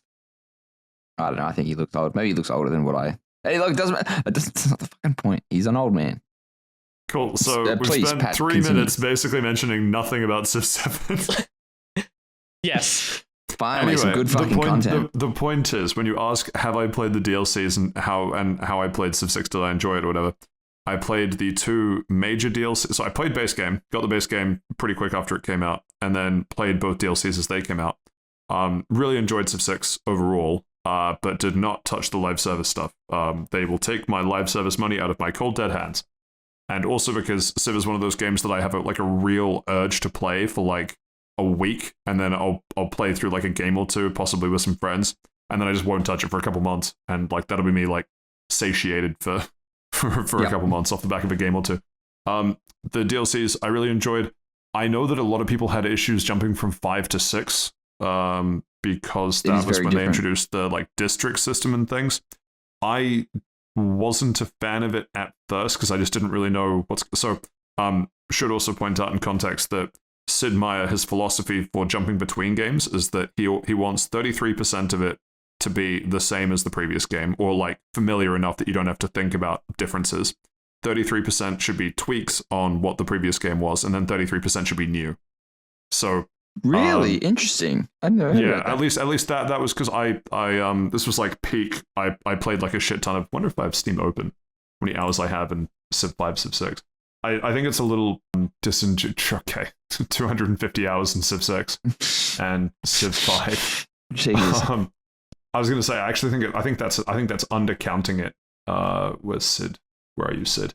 I think that's undercounting it because I played a lot of games without an internet connection, because this is also like me moving to Auckland and no internet, and also just playing it in like a bunch of other places. So also 250 hours in Civ 5. So probably slightly higher on both, but yeah, initially, because I really liked Civ 5, and I was a big fan of turtling in Civ 5, and Civ 6 straight up punishes you for playing like a turtle, which... It does, it hates that. Yeah, it really hates that, because you hit a district limit, and then you need more cities just to build more districts, so you fall behind really quickly if you turtle. And so that was a big swing in terms of how I played. And so I didn't like Civ 6 initially, because it was much easier to go back to like turtle strategy in Civ 5 and do well. But then once I came around to the idea of the district system and the kind of like hyper specialization, I started enjoying it quite a bit. And now I've played Civ 6 more recently than Civ 5, but I suspect if I go back to Civ 5, I'll have the muscle memory of turtling with a couple of my favorite Civs, but I probably won't enjoy the game overall as much. That's just a suspicion. I don't actually know. But overall, yeah, I mean, as I say, 250 hours in both, I quite enjoyed Civ 5 and Civ 6. What were your experiences with them? Roughly the same. Like I definitely played a lot more Civ 5 than I did play of Civ 6. Like I just could not get my head around the district system. Like it's one of those things. It's like I don't fucking get it. I don't fucking get it. And like, oh, I get it now, but no, I didn't really gel with it. And then hearing that line, there were a couple of other changes. Like I didn't really like the changes to religion. I can't exactly remember what I didn't like about it, but and like how culture was directly tied to the district system for some parts. It's been a couple of years. Culture and tourism and all that stuff. Yeah, there was definitely it felt familiar, but not familiar enough that I was like, oh, I just never could get it. Like kind of like hearing someone speak in like the same language as you, but in a very, very heavy accent. Like you kind of get the gist of what they're saying, but you're not getting the exact meaning and you're not really having a good conversation. Kind of felt a bit like that. And then I'm kind of worried that this was what it will be because it seems like, and correct me if I'm wrong, but the Civ fandom thinks that Civ 4 is the peak and Civ 5 is the beginning of the end. And yes. And they did that Civilization Beyond Earth, and I thought that was fucking fantastic. But I think I didn't play that one. That one, I got warned off it by other people that play Civ, and they were like, I didn't enjoy that one as much, so I stayed away from that. Yeah, I found it a simplified version kind of Civ 5, but it was just like in outer space, and it did nothing different pretty much. It was very safe. It was just pretty much reskinned Civ 5 with a different, with like an alien that was kind of component. Yes. Yep. Someone told me that's exactly what it was, and I'm like, well, but we have Civ 5 at home, but Civ 5 at home is just Civ 5. It encourages exploration a bit more, but I still enjoyed it. It was like familiar enough. But anyway, I'm kind of thinking of what will Civ 7 be like, and yes, I'm also a bit conscious that throughout the entire thing, he's like, oh, we've developed it with consoles in mind. And this may surprise everybody, but the turn-based strategy of Civilization is fucking very hard to emulate on consoles with a controller. So I'm very interested to see what they're trying to do with all that kind of stuff. You'd say that. And as someone that has tried to play a couple of these games with the controller, it kind of works, but it's fucking fiddly as bullshit, especially going through all the menus and you can't really click that well. And it's just I'd be very interested to see how it goes, but I am looking forward to it. And they didn't really give any details of the game. It's pretty much like, hey, it's coming. Yeah. It's been announced, and they did the whole like story trailery type thing that they do with all of them. But no, it's funny. Last point I'll say, because there's not much else to add to the Civ 7 use, but in terms of the console playability, this is back when Steam was making a big push for, I don't remember, it came with the controller and the thing that you can plug into the TV and like stream from your computer. Do you remember what it was? It looked like a hard disk that you like plugged into your HDMI port on your TV and you could stream. The Steam Link? Was it Steam Link? No. This looks kind of familiar. It might have been Steam Link. Anyway, whatever that device was, this was like peak Civ 5 being popular, peak Steam pushing this. People had that fear because people were playing Civ 5 on your TV with you curled up on the couch with the Steam controller, which is kind of Steam Decky in that one of the analog stick areas is basically just a mouse pad. And the feedback from everyone that used it is actually that it worked really well in that format. Like, surprisingly well. So, admittedly, that's like mouse pad instead of analog stick, but that, and they've also had Civ 6 on Switch, which I've heard plays reasonably well. So, it's not like they're going in blind to making this console ready. I'd be very interested to see how. Good chat. I think we spoke longer than the trailer. Very excited. Absolutely. For it. And let's leave it at that. Always have. What is the next thing that we have in common then? Black Myth Wukong, which short teaser trailer. I've been excited for this game for a while. I assume Steven has been for a while too, since it's on his list. It was announced like 8 or 9 years ago, and like it just looked very good. Yeah, it was one of those super games coming out from China that looked really fake on initial. It didn't look real. Yeah, it's like if this isn't a video game, this is CG. Fuck off. Like yeah. But now that it's got a release date of coming out in August, I'm like, okay, let's see how real it is. Yeah, I think, and this is like not breaking news, but previews have started coming out for it like this week. It seems like it's not as Dark Souls as we were kind of led to believe. It's more like hack and slash. But it does kind of... Oh, okay, because I know just they from did what that for Phantom Blade Zero as well. Yeah, I think it's more like Phantom Blade Zero, that type of aspect. But at the same time, who knows? These are all just like words on a page. I haven't released any. Apparently, video is still under embargo. Or they just weren't allowed to release it. So, which kind of is a bit of a red flag because I'm like, fucking release a video, who cares? But then at the same time, I do like the mystery surrounding it. And yeah, but it's like 2 months away. away. What's there to hide besides story spoilers? If there even is a story in this game that's worth spoiling. Oh, it's just Journey to the West. From my understanding, it's just Journey to the West, which I'm very fucking excited about. Yeah. Yeah. Also, slight bit of news on it as well is that it's soft PlayStation exclusive right now.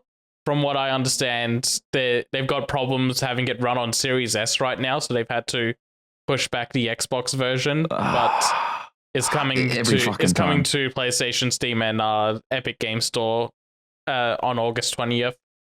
That fucking Xbox Series S is literally killing me all the time. Yep. We're gonna have more to say about that one in a little bit, but yeah, no, I'm excited for it. I'm probably gonna wait for this one to go on sale though. Unless like something comes out about it that makes it sound like it's an absolute must buy on release. I think I can wait on this one for a little while. Fair enough. Next up from the dreaded list, Metaphor. What do we got? Metaphor. Yeah. Yeah. Oh, I see. Your list notes are at the bottom. Yeah. Yeah. The crossover's at the bottom. Yeah, gotcha. Just because of the formatting of the doc, I'm sort of all over the place. Yeah, Metaphor. Not on my list, so go nuts. I'm very excited for this game. I didn't watch a trailer. The only bit of information I gleaned from this press conference was them saying that there's going to be 40 jobs in the game, which are basically like character archetypes, and all of the characters can switch between the archetypes whenever they want, which is very exciting news. That's always a lot of fun to have like a job system that you can mess around with and build the characters however you want. But I'm already sold on the game, so I tried to pay as little attention to the trailer as possible. I don't know. It seems fucking mad. I'm very excited for it. Cannot wait. Very keen. It's very, very interesting to play an RPG, a Japanese RPG that doesn't take place in a high school. You'd be surprised how many of those there are. I'm not surprised at all. There's like 13,000 of them. I know. It just seems like a thing that you bring up a lot. Yeah. But I'm excited for it. I can't wait. Yeah, and that's coming out October 11. So early mid-ish October. This one I'll probably be picking up right away. I will do Steven's least favorite thing in the world and buy a game day one. God, every fucking for full price. Man, I had no money this week, Steve. I'm having a water sandwich again, but I had to pay $500 for this game that I can't even play. I never said anything about water sandwiches. I left enough money for me to buy McDonald's every day. McDonald's every fucking day. Next one on the crossover list is Monster Hunter. Everyone shut up. Okay, so Monster Hunter. No, you shut up. So Monster Hunter has crossplay. It does. That was the big thing. Pookie Pookie. No, it doesn't have a baby Pookie Pookie. Shut up, you're wrong. Someone decided they were going to spoil everyone's fun. Go look at the game and go, actually, no, that's not a baby Pookie Pookie. That's just a bird. And now everyone's wives are not interested in the game anymore. Yeah, we saw some gameplay. I know that we haven't recorded since this came out, but I don't think there's a huge amount to discuss beyond the big impressions from before. I'd almost say that the stuff that we've heard around the announcement is more worth talking about than the announcement itself. Yeah, there was a lot of behind closed doors footage shown to people that they ended up getting to talk about at length. But for what they announced at the show itself first, it was basically just, hey, this game's going to have crossplay and we're going to have a playable demo at Gamescom, which is around August. So we'll see hands-on impressions soon enough, but crossplay is a big good one for me. I'm very happy that's happening. Although, slight downside, it will be more awkward if I buy it on multiple platforms now. Yeah, because there's no cross-save. Yeah. So, play 200 hours on each platform that you have it on. See, you joke. I probably will. The couple things I want to hit. Call me Nostradamus, because pretty much everything that I surmised about what we did see turned out to be true. The team came out and confirmed that the Hunting Horn is going to be more like World than Rise, which I suspected. Very happy for that. As a Hunting Horn enjoyer for all of Iceborne, very happy for that one. I like both sides of that. I did enjoy how just stupidly I didn't hate it in Rise. There was something funny about just the screen just lighting up constantly with buffs. With 4 people just wailing on something with a hunting horn. Yeah, definitely. Like, the Rise version is fun. I enjoy it a fair bit, but I think it being a bit more mechanically dense, like in World, makes it a more enjoyable weapon. Ah, yes, the dense weapon for the dense player. I got you. I need to hit my head against something somehow. Got to sharpen that hunting horn. I don't want any flat notes. I do agree, though. It's more just like the game engine thing, but it felt more satisfying to use heavier weapons in World than it did in Rise. Yeah. Almudron. Holy shit, I knew I'd randomly remember the name. Yeah, the Almudron Orb was the first time I came into a hunt after you were playing it for 3 hours and got the 1% drop right away. Holy shit. Just amazing that from that discussion at the start of the episode, I'm like, yeah, I'm going to remember this randomly in like 10 to 15 minutes. So, a bit longer than 10 to 15 minutes, but just while thinking of it, it was like, oh, it's an Almudron. Anyway, that and the other thing that I guessed was that they are sort of doing styles, but not really. They are going more towards how it played in World, which I am a big fan of. Not that I didn't like Rise, but I'm a sucker for, like, quote-unquote classic Monster Hunter. To be honest, I'm just a sucker for World. Just give me World 2. Wild is basically like World 2. I'll take it. Yeah, they talked a little bit about, well, not they talked, but they showed off a little bit behind closed doors of, like, how the map is, and it sounds like that the maps are going to be more involved in that they're going to have towns and NPCs inside the areas now as well. Like, the maps are going to be very big, to the point where that they can house, like, livable areas inside them now where you can go and get ingredients and things for the hunt. Yeah, see, that I'm a little nervous for, because I'll put it a different way. I was burned by that back when Pokemon said that Scarlet Violet was going to do more of an open style map with towns and things all in it, rather than going, say, along routes and other things. And so my nervousness comes from how beautifully handcrafted all of the worlds felt in, I'm just going to call World and Iceborne the comparison point here, because that's sort of what it is in my head. But I really enjoyed how dense the jungle felt, where you had like 4 or 5 levels high that you could, like, you know, you'd be on the like forest floor and then up in the trees and then above the trees and then like on top of like one of the tall mountains / treehousey bits, and like it's all in this sort of compact area, but it felt very it didn't feel bland being of something of that size. Yeah. I'm really nervous when they just say we're going to have a massive map but then put other stuff in it, where it's like there are worlds, there are maps in Generations Ultimate that I specifically avoid, because when you load in there, you are running across the map to get to one of the exit points to some other part of the map. I really don't want a massive map to be the reason why we need to look into faster traveling around the place, or I don't want it to be a large map for the sake of it being a large map. So I'm a little nervous by that point. So I've seen both sides of this, in that I've seen the bad side, like you mentioned, which was Pokemon Scarlet and Violet. I've also, because Rebirth came out this year and has like, the way they describe this map sounds very similar to the way that Rebirth handles their maps, but like Monster Hunter is going for a more Monster Hunter styled map where there's going to be layers upon layers of things on top of each other and around each other. That having a town inside these maps felt natural in Rebirth, and I'm hoping that they go for that same sort of natural feeling of a town being inside these maps.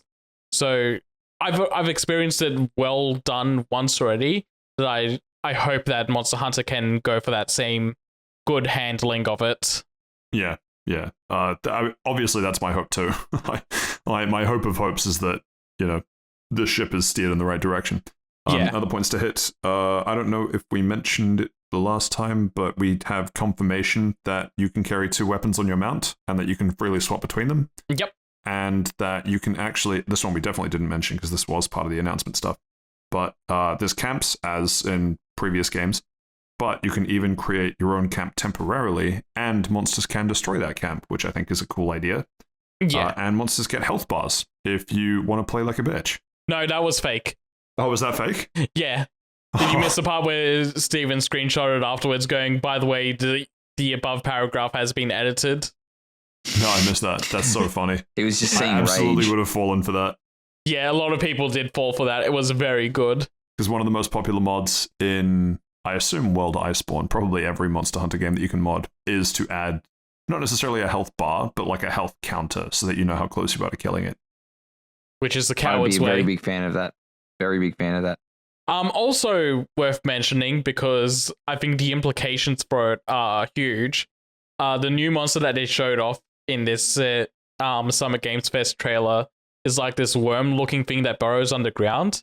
It's a Leviathan class monster, which hasn't been around for a while, from what I understand. I haven't been up to date on that, but I know that they really wanted to add Leviathans to World, but the engine couldn't handle it properly. So if they are able to add Leviathans, then that's cool. Yeah. What are Leviathans? Should I, Leviathans, it's They're the kind ones of that had just, the underwater fights.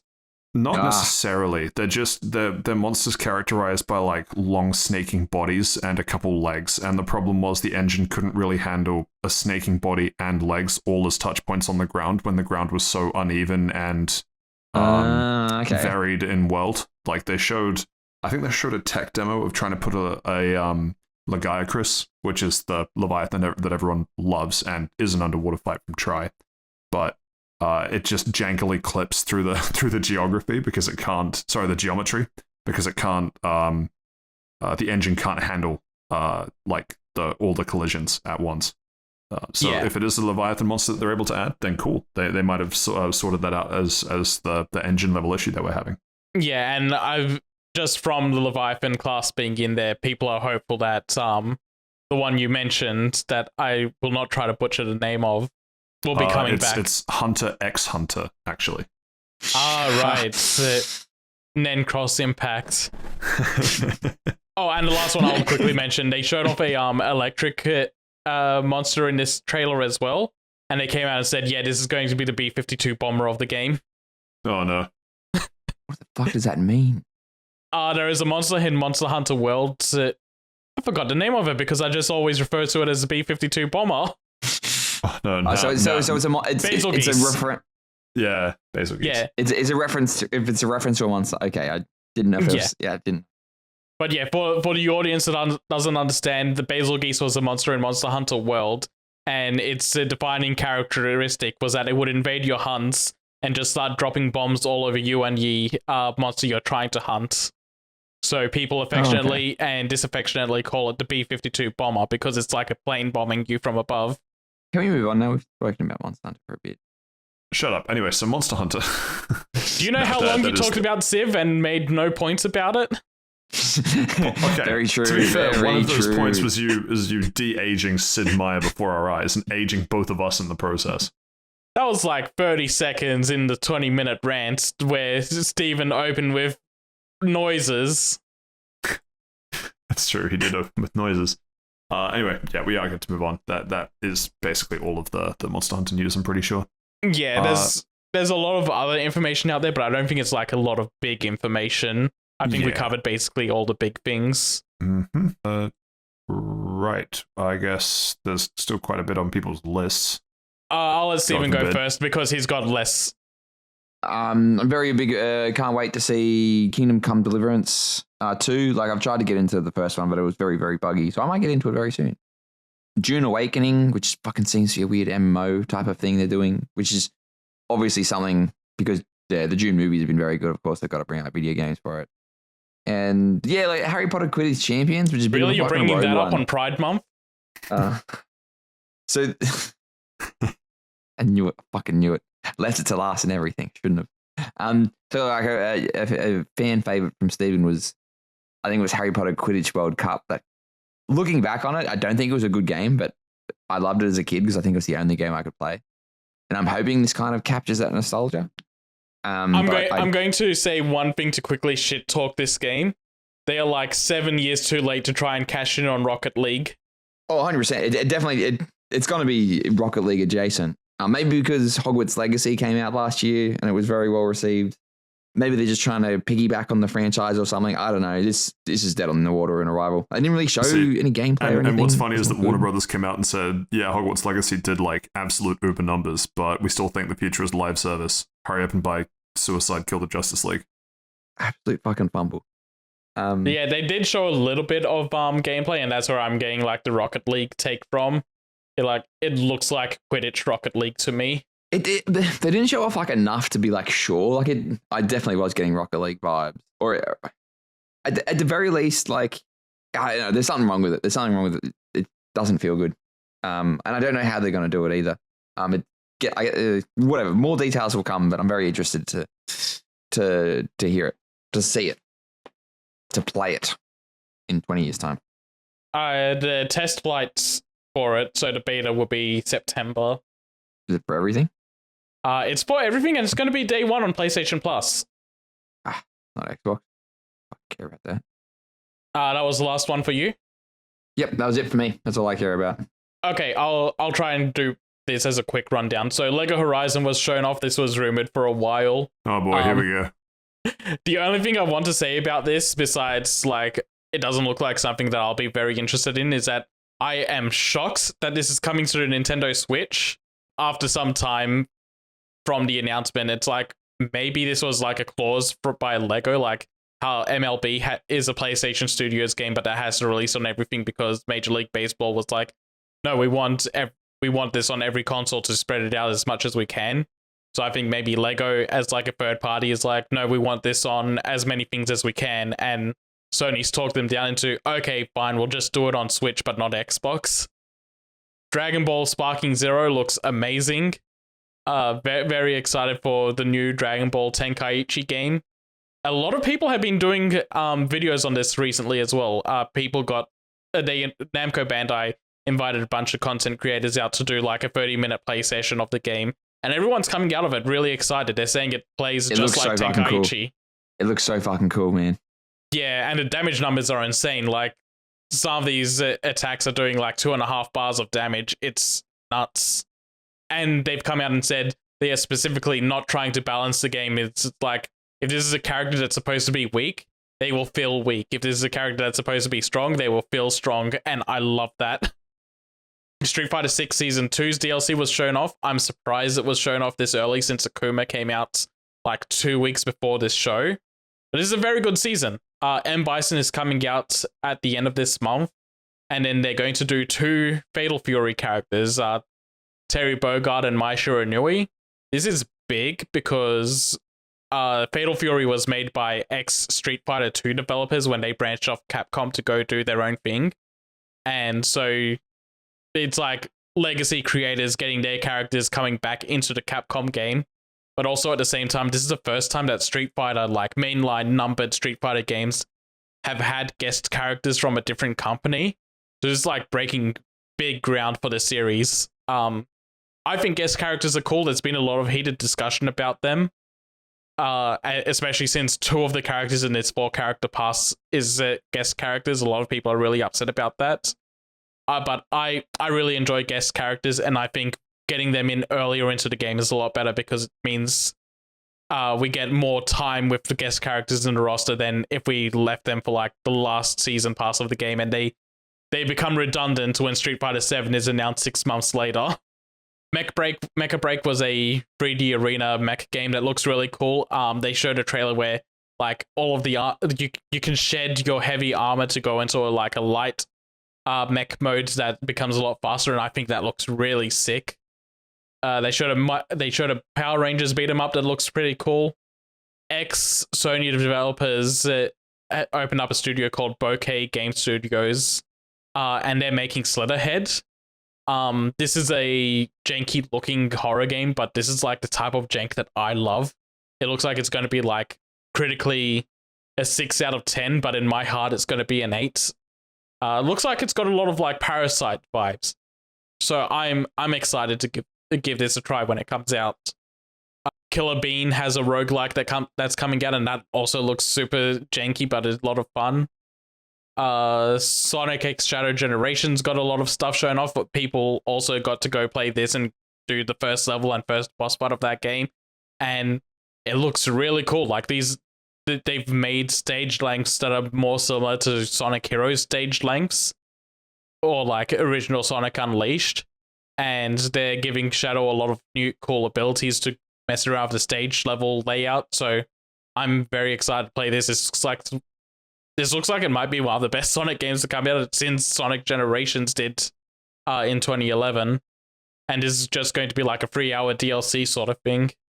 And then Phantom Blade Zero looks really cool. That their trailer just went, hey, we're going to have playable demos at all of these trade events, and we're not a Souls game. We're going to be more like an action game in Souls level design, which I think is really cool. I want more action games to be like action games rather than aping the Souls games. And the last one I'll mention for now, for the Geoff Keighley show, is that the Among Us devs came out and they said, hey, Among Us. We made so much money off Among Us. Among Us. Thank you. I knew that was coming. We made so much money off the game that we're going to take some of that profits and help other indie developers get their games off the ground. And I think that's just a really cool thing to see in an era where Embracer Group is shutting down studios, and Microsoft is shutting down studios, and everyone is shutting down studios. Would have been so much funnier if they came out and said, we're going to buy Embracer Group. Oh my god, could you imagine? But very, very, very happy and proud of the devs for doing that. Definitely has the same type of vibe as Donkey's video game studio. Big mold. Yeah, but these are actually game developers rather than a YouTube guy. Yeah. Real recognizes real, I guess. Mm-hmm. Right, well, that's the end of one of them. Good thing we only spent 36 minutes there. The rest are shorter. There's less crossover between them as well. Next up, we have Devolver. I will start. I am very excited that Cult of the Lamb's getting another update, because I'm still having it on my backlog. Thank you for that, Steve. You're going straight to my cult. I still have it in my backlog to play after they released the previous update, which I've heard was pretty good. It added 6 to the game. Or was that the update before? Are they on 1 or 2? I thought they were on... Maybe they are on 2. It's been a while. It always trips me out when I think that Cult of the Lamb actually came out like multiple years ago. It's just always a game that came out last year to me. Yeah, I've got it in my Steam library now, and I just need to play it. Yeah, I need to give it a try. It's a game that I thought was very fun, but didn't have its priorities in the right place for a game that I thought was, like, it was memorable, but it wasn't like a standout game for me other than the soundtrack. And I preferred more of the roguelike elements, and the game felt like it tailored more to the cult building, civilization-y, simi type elements. So didn't vibe with it as much as I wanted to, because every other part of the game I was super keen on. But I've heard that they've fixed that a little bit with some of the updates in the interim. And so they've announced at Devolver that there's another free update coming, and that this one adds local co-op, and holy shit, I am so excited for local co-op. That's exactly what this sort of game needs. It would flow really, really well. Oh shit, that's right. The other thing, I forgot, thank you for bringing up local co-op. The other thing I was going to mention about the Series S being a piece of shit that's ruining games is Sparking Zero got revealed to have a local co-op mode, and it's only going to be in the hyperbolic time chamber because of the Series S. Poor Pat. So anyway, Cult of the Lamb. Sorry, I needed to shit on the Series S real quick. Yeah, no, understandable. That was basically it. I'm very glad that Cult of the Lamb is continuing with updates. I will go back and replay it at some point, and it's really cool that, so part of the local co-op update, they're adding a playable character. I don't know if they've mentioned whether the new character is effectively just like a skin swap on your character. It looks like it, but like slightly redesigned as well. Yeah, but they, as part of this update, have also added new buildings, new tarot cards, follower quests, that sort of thing. So Yeah, I don't remember if a previous update added more on the combat side. If they have added more on the combat side in the interim, fantastic. That's all I wanted out of this game. I think I gave it like a 6 or a 7, which I felt bad doing, but that was sort of my honest thoughts on it when the base game came out. But I'm excited to replay it with the updates and see if it's No Man's Skied its way up another few points. I do need to play Cult of the Lamb. I do need to play it when it comes to Game Pass. It's an Australian studio that made it as well. It is, yes. So I have to use a VPN to play it. That's not, anyway, it doesn't matter. Let's move on. Yeah, I'm excited to give it a try, and knowing that it's going to be a better experience when I jump in than what it was at launch. I might just wait for this update to come out before I jump on it. Might as well, because the other thing is that if it's on Steam, I'm pretty I'm pretty sure remote play can proxy local co-op. So it can. Yeah, so there we go. Assuming that it's all hooked up correctly, we should be able to do quote unquote local co-op with like other people not necessarily being in the same room. So that would be awesome. Yeah, even then with PC, it's like even if Steam didn't have that parsec exist, there's solutions around it. Yeah, there are, but they're just a little unwieldy because like the thing that I love about like local co-op is you just decide one day that you just really want to play some local co-op, and the moment it was like before I don't remember what the tech was. Shoot, it was like you're landing, but you're landing across the internet. What was the tech? The internet? No. Shut what are you talking about? No, it was screen mirroring? No, it wasn't screen mirroring. You had to like, it was almost like a bunch of lobbies, and you had to like jump into a lobby to like LAN with your friends across the internet. Oh, I know what you're talking about. Server creation or something. No, well, that's what it was, but it had like a brand name. It was like, let me just jump on this thing, and you had to set up like port forwarding and everything else. And I think it was like Hamachi or something is one that I use in particular. Right. That sounds right. Yeah, Hamachi. Something like that. Anyway, point is, as soon as it gets to the point of like, yeah, just go and mod this and download this and learn what port forwarding is and do this and all this other stuff, it's like, you know what? Mood's gone. I'm going to play something else. So if it works out and it's easy, I'll do it, which is the whole point of Steam over piracy. I used to have just Hamachi running 24/7 just for the moments I would use it. What else excited you from Devolver Digital? This will be quicker than my list for Summer Games Fest. Possessors was announced. That's being done by Heart Machine, the developers behind Hyperlight Drifter and Solar Ash. 2 games that stylistically look like things I would love.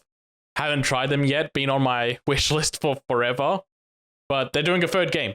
I will also put that on my wish list and hopefully get around to this one when it actually comes out proper. But yeah, just excited for that because of the developers behind it. Tenjutsu was also announced. That's being done by the Dead Cells developers, and this one was just like really surprising to me seeing the cinematics for the trailer. Like they went for like an 80s anime inspired style, and then there was like I feel like the visuals of that cinematic didn't the gameplay didn't match what I was expecting. It still looks like what Dead Cells would be, but as more of a beat 'em up. So it's like a very big stylistic clash, but it still looks like a really sick game that I'm going to enjoy. And the last one was Angerfoot getting a release date. Angerfoot is on that same lines of like Neon Whites, but taking like the kick mechanic from the Duke Nukem games and just upping the ante on those. I've been excited for this game for a long time because it looks like stupid fun.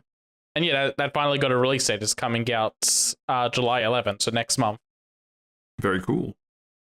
Anything from you, Steve? You're awfully quiet. Nothing from me. There was nothing here that really spoke to me that you guys haven't already. Every fucking day with this guy. Well, he hates indie games. He does. Is there something that interested you in the Xbox show? Oh, I accidentally closed my tab on the Xbox show. That's funny. The whole world. The whole world closed the tab on the Xbox in general. No, they didn't. Oh, maybe.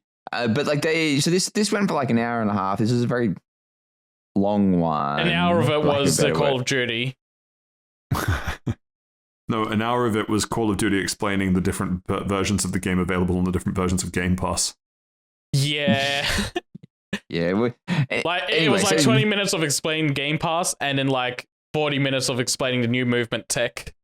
You can run backwards now. We have the technology. But this was like trailer after trailer after trailer with a couple of like explanations and stuff. Yeah, presentation wise, I think this was the best show. Like even game lineup wise, possibly the best show as well.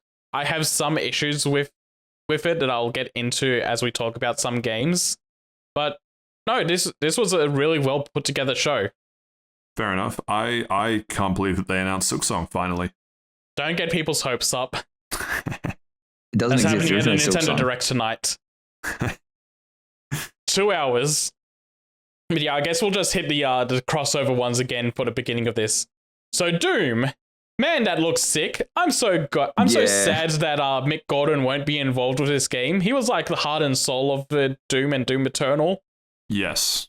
Yeah. So Hopefully they can keep the legacy going, though. I will not be buying the game, but my brother's probably going to buy it on Steam, which means I'll just have access to it anyway. Oh, the horror.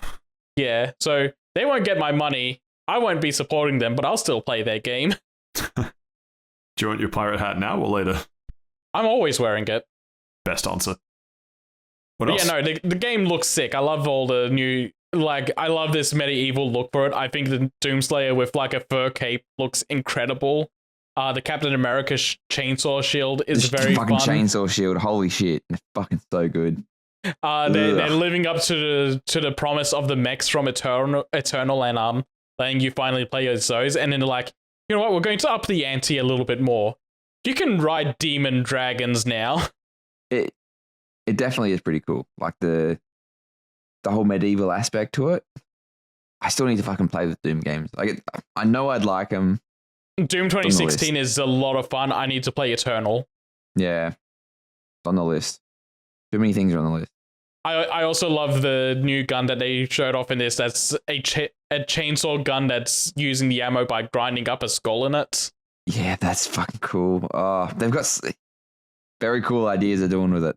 Yeah, it's too very bad. cool. It's too bad the lead developers behind this are pieces of shits. Taylor's oldest time. Yeah. Taylor's oldest time. What do you guys think of the Indiana Jones? I think the name is so dumb. It is. It's fucking dog shit. The name's very dumb.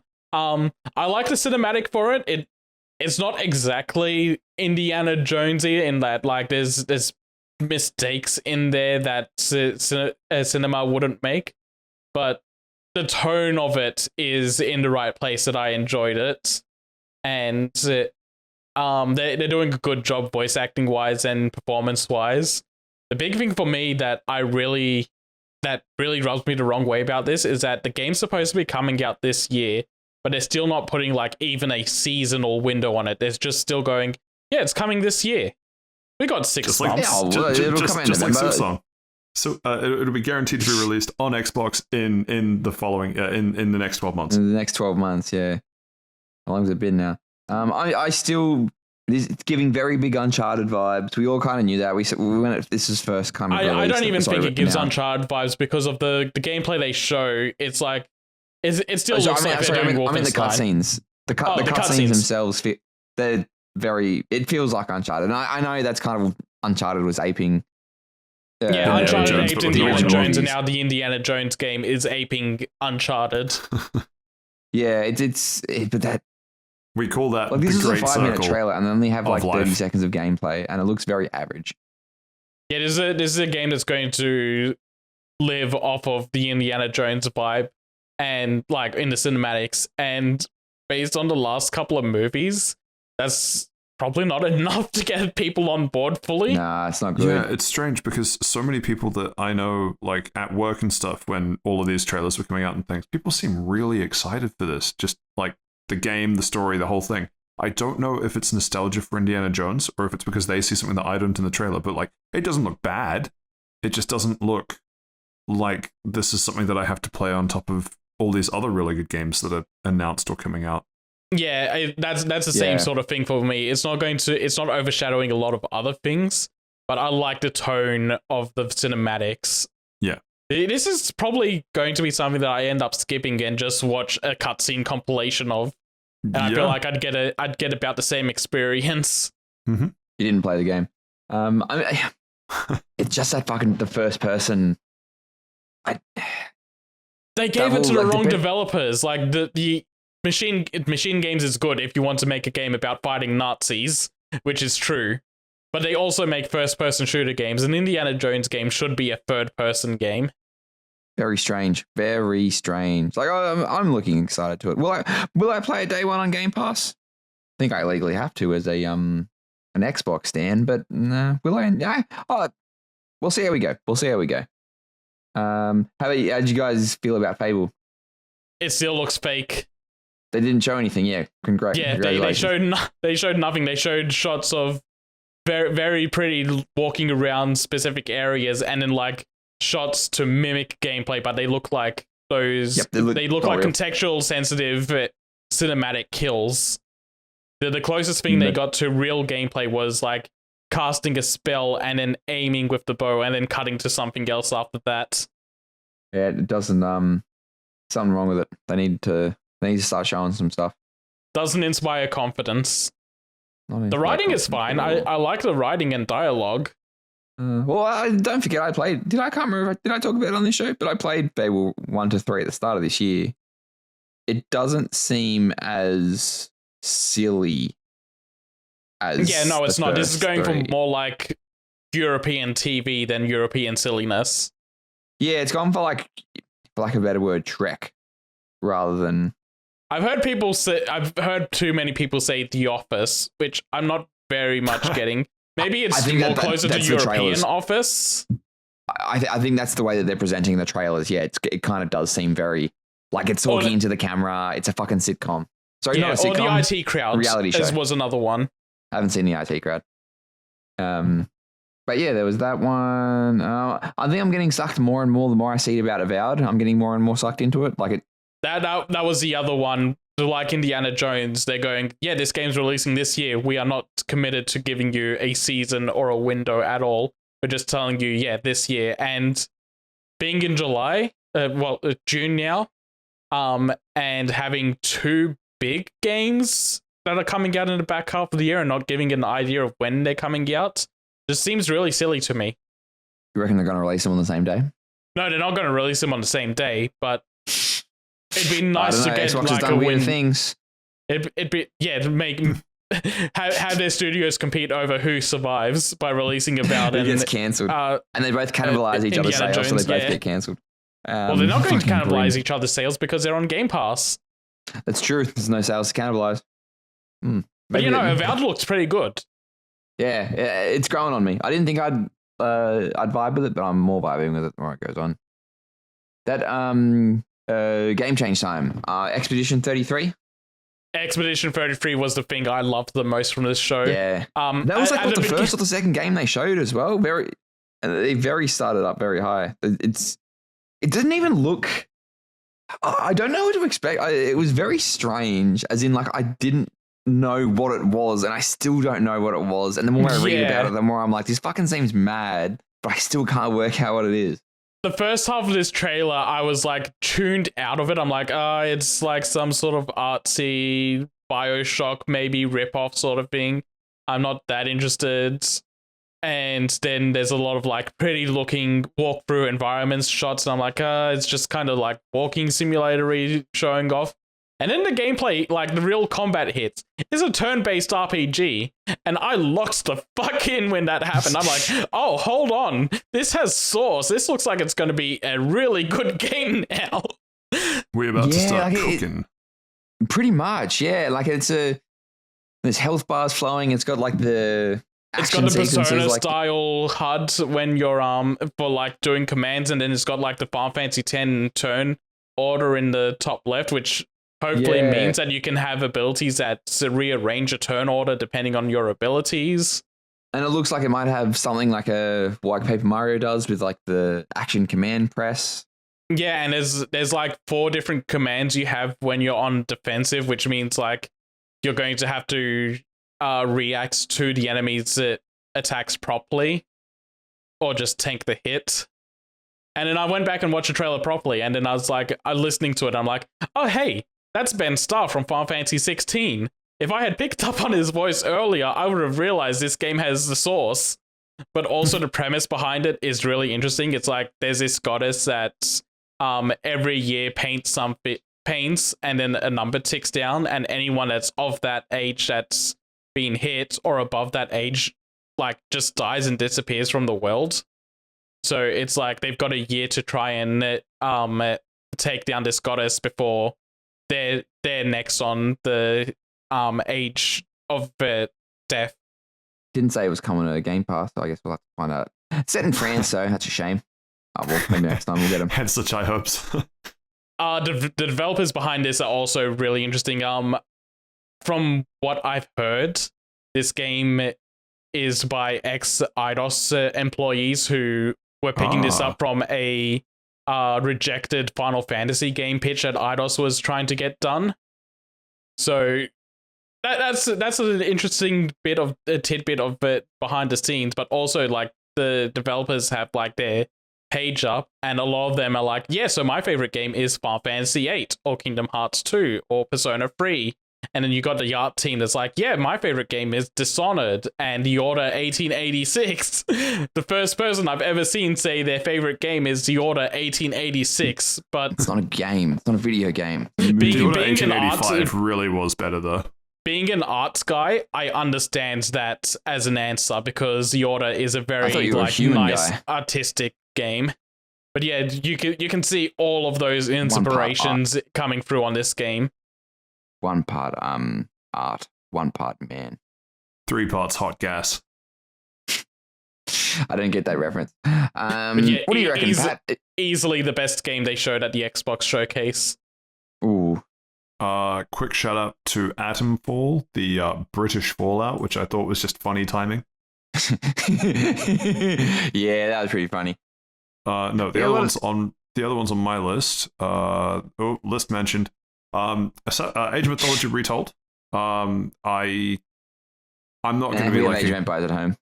I'm not going to be a day one go out and buy, but there was something primal that got awoken in me when I just heard the I don't even remember if it's the original soundtrack they put through the back of that trailer, but it was just enough to remind me of the Age of Empire. I keep saying Age of Empires, Age of Mythology soundtrack. That I hear that, and it's just like, man, I know that this game like left a mark when I hear like 3 notes and go, that's the Age of Mythology soundtrack. But yeah, I think that game will live or die on whether it can be like LANable, because I don't see myself going out of my way to play it as its own thing. It's more of a re-experiencing what I enjoyed with people, previously. Because I think, what was the latest Age of Empires that they put out? Maybe not them, but just the latest Age of Empires in general. Technically, I think the Age of Empires, the 2, they did like a massive HD thing with it, like a remake type of thing. So that might be there was one that came out like 2 years ago. Yeah, you know, it was 4. That was 4. Okay, I was going to guess 4. Yeah, it was 4. Yeah. But that one was really well received, and then it just kind of, as I understand it, because I'm not super into that community, but it just kind of like tapered off really quickly. I'm imagining Age of Mythology probably will do something similar, but still kind of excited for it. I know that people have been kind of tossing out bait posts of, yeah, they're going to announce a remake of Age of Mythology, and it seems like it's no longer bait. The other one, Life is Strange, which again, because I played it in the last couple months, the most recent one, True Colors, I just assume that it's a game that chronically came out like last year, but it came out a couple of years ago, so it makes sense that they're announcing the next one. But this one, tugging on the old heartstrings, bringing back Max Caulfield, which, cool. She is, I think, everyone's favorite protagonist from the Life is Strange series.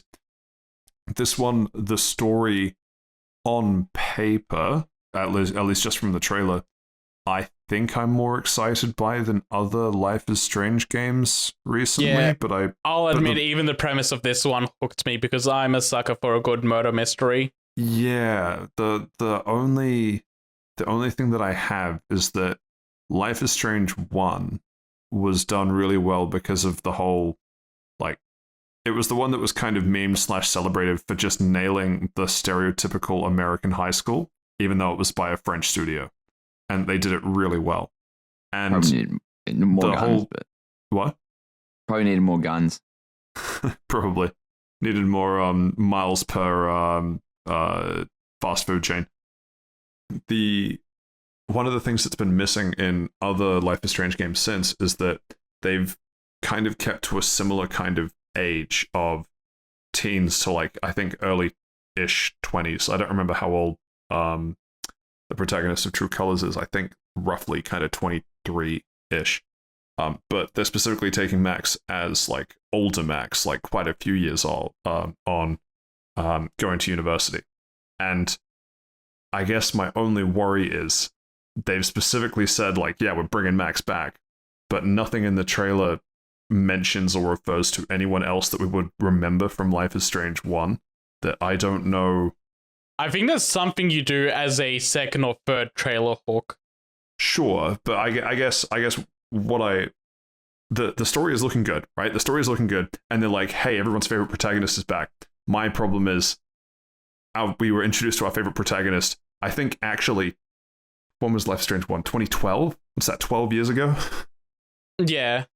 A while ago, yeah. And there's in some ways no reason for it to be about Max unless they are bringing back the lore and the other bits from Life is Strange 1. And even then there's like a technically canonical tie-in with Life is Strange 2. And I don't know where it goes with True Colors, whether or not that's actually tied in or not. But I guess my point is I'm excited, but and I'm more excited than previous Life is Strange games, but I'm just a little bit nervous. Yeah, I've seen some people worried as well because this is Deck 9, the people that did Life is Strange True Colors and not the original developers. That was going to be the next point I made, but yes, that too. So we'll wait and see. It'll be something that if it looks good, I'll play it earlier. If it doesn't look good, I'll probably play it when it's on sale like I did with True Colors. Yeah, completely fair. I think that was it in terms of my standouts.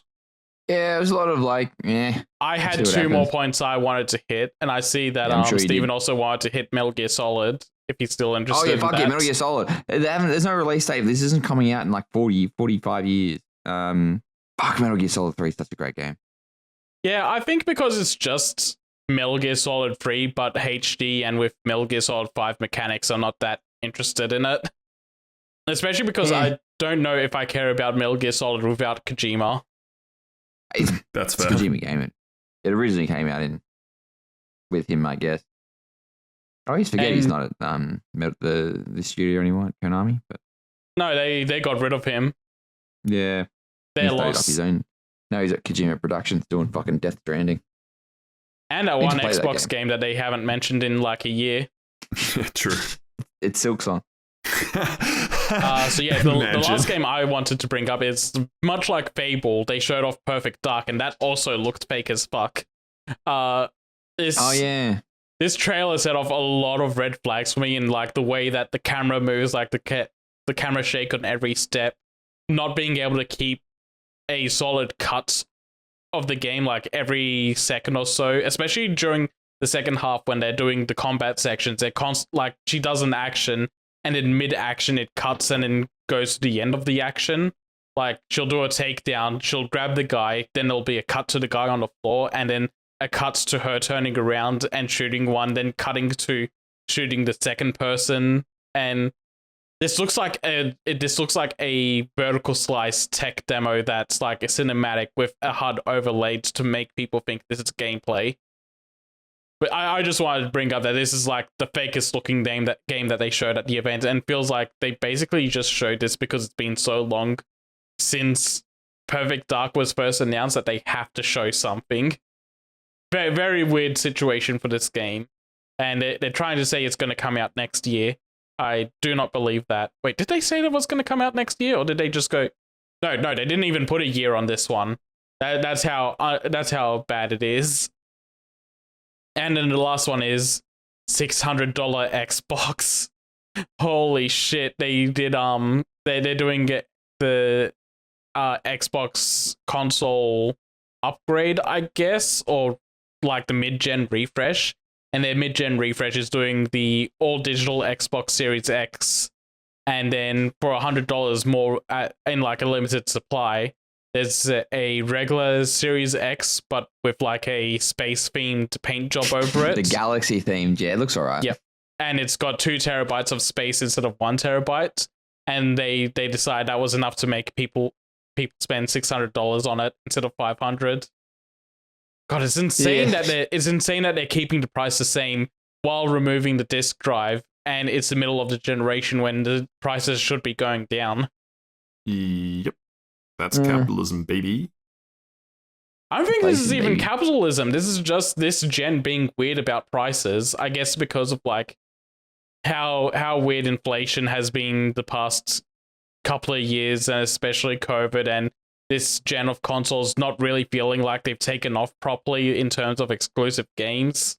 But it still feels criminal that the console prices haven't dropped. They had a sale on PS5s the other day, like $550 or something. Nearly got it, but I didn't. I'm a coward. Almost got him. Yeah, that was everything from the Xbox show for me. Yeah. Anything more from you, Steve? Nah, I'm done. Cool. PC gaming show. Is this all just me? Yeah, Okay, I'll. That's a yes. Very, very quick rundown of the ones I was interested in. Dev Sprint 66 is it looks like a weird runner game, like a parkour runner, but it looks really interesting. Not even Jetpack Joyride. It's just like there was a game on Steam. I think it was like called Speedrunners or something. It was like a 2D parkour racing game, and this is more taking it towards like a 3D style game. I think that was called Speedrunners. This is Jetpack Joyride. And I'm interested to see how they go with that, but not a lot to go based on that. There was a game called Unbeatable. That was like it looks like a mix of genres, but there was like a very rhythm heavy style to it, and I was just a fan of like the art style behind the game and like the tone of it. It's like a world where music is illegal, so you're playing your music as a form of rebellion, and I can get behind that. Killing Floor 3 got shown off, and I really like Killing Floor 1. I never got around to getting Killing Floor 2, so I might just wait for Killing Floor 3 to come out and give that one a go. And then there was 2 small FPSs that are one's in early access right now, like a demo's out, called I Am Your Beast, and that looks like a GoldenEye style game where you're playing as a retired spy and people are trying to come after and kill you, so you're going to go through level objectives of going through those areas and trying to escape with your life.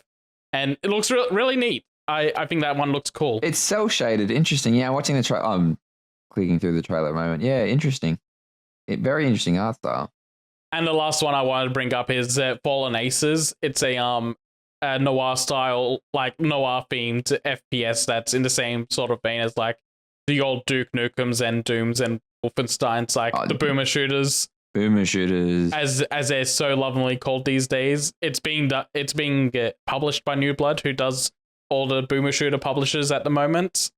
So that's out now. Episode 1 of that is out now, and it's like $10 US. So I think it's like 15 here, and I'm gonna give that a check out as well. I think that looks really fun. There's a lot of weird things going on in that one that look interesting, and I just kind of like the art style of it. Like it's very much in the same sort of vein of like a noir styled Archer, which I think was a season of the show actually. It was. That was season 5, I think. It was the first flashback, the first dream sequence. Yeah, I stopped watching Archer right before that season, mostly because it wasn't on any of the streaming services I was watching at the time. I got a lot of Archer to catch up on. You do. It's still going. I don't know. Like, I'm not going to complain about, more Archer's better than no Archer, but... Is it in that situation where it's kind of overstaying its welcome?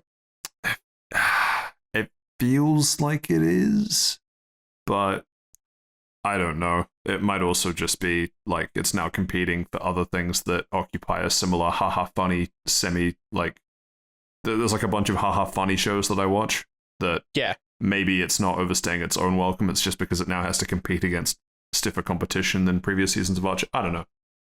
I'll speak about it more at some point probably, but Yeah, I certainly look more fondly on the earlier seasons of Archer than the later ones.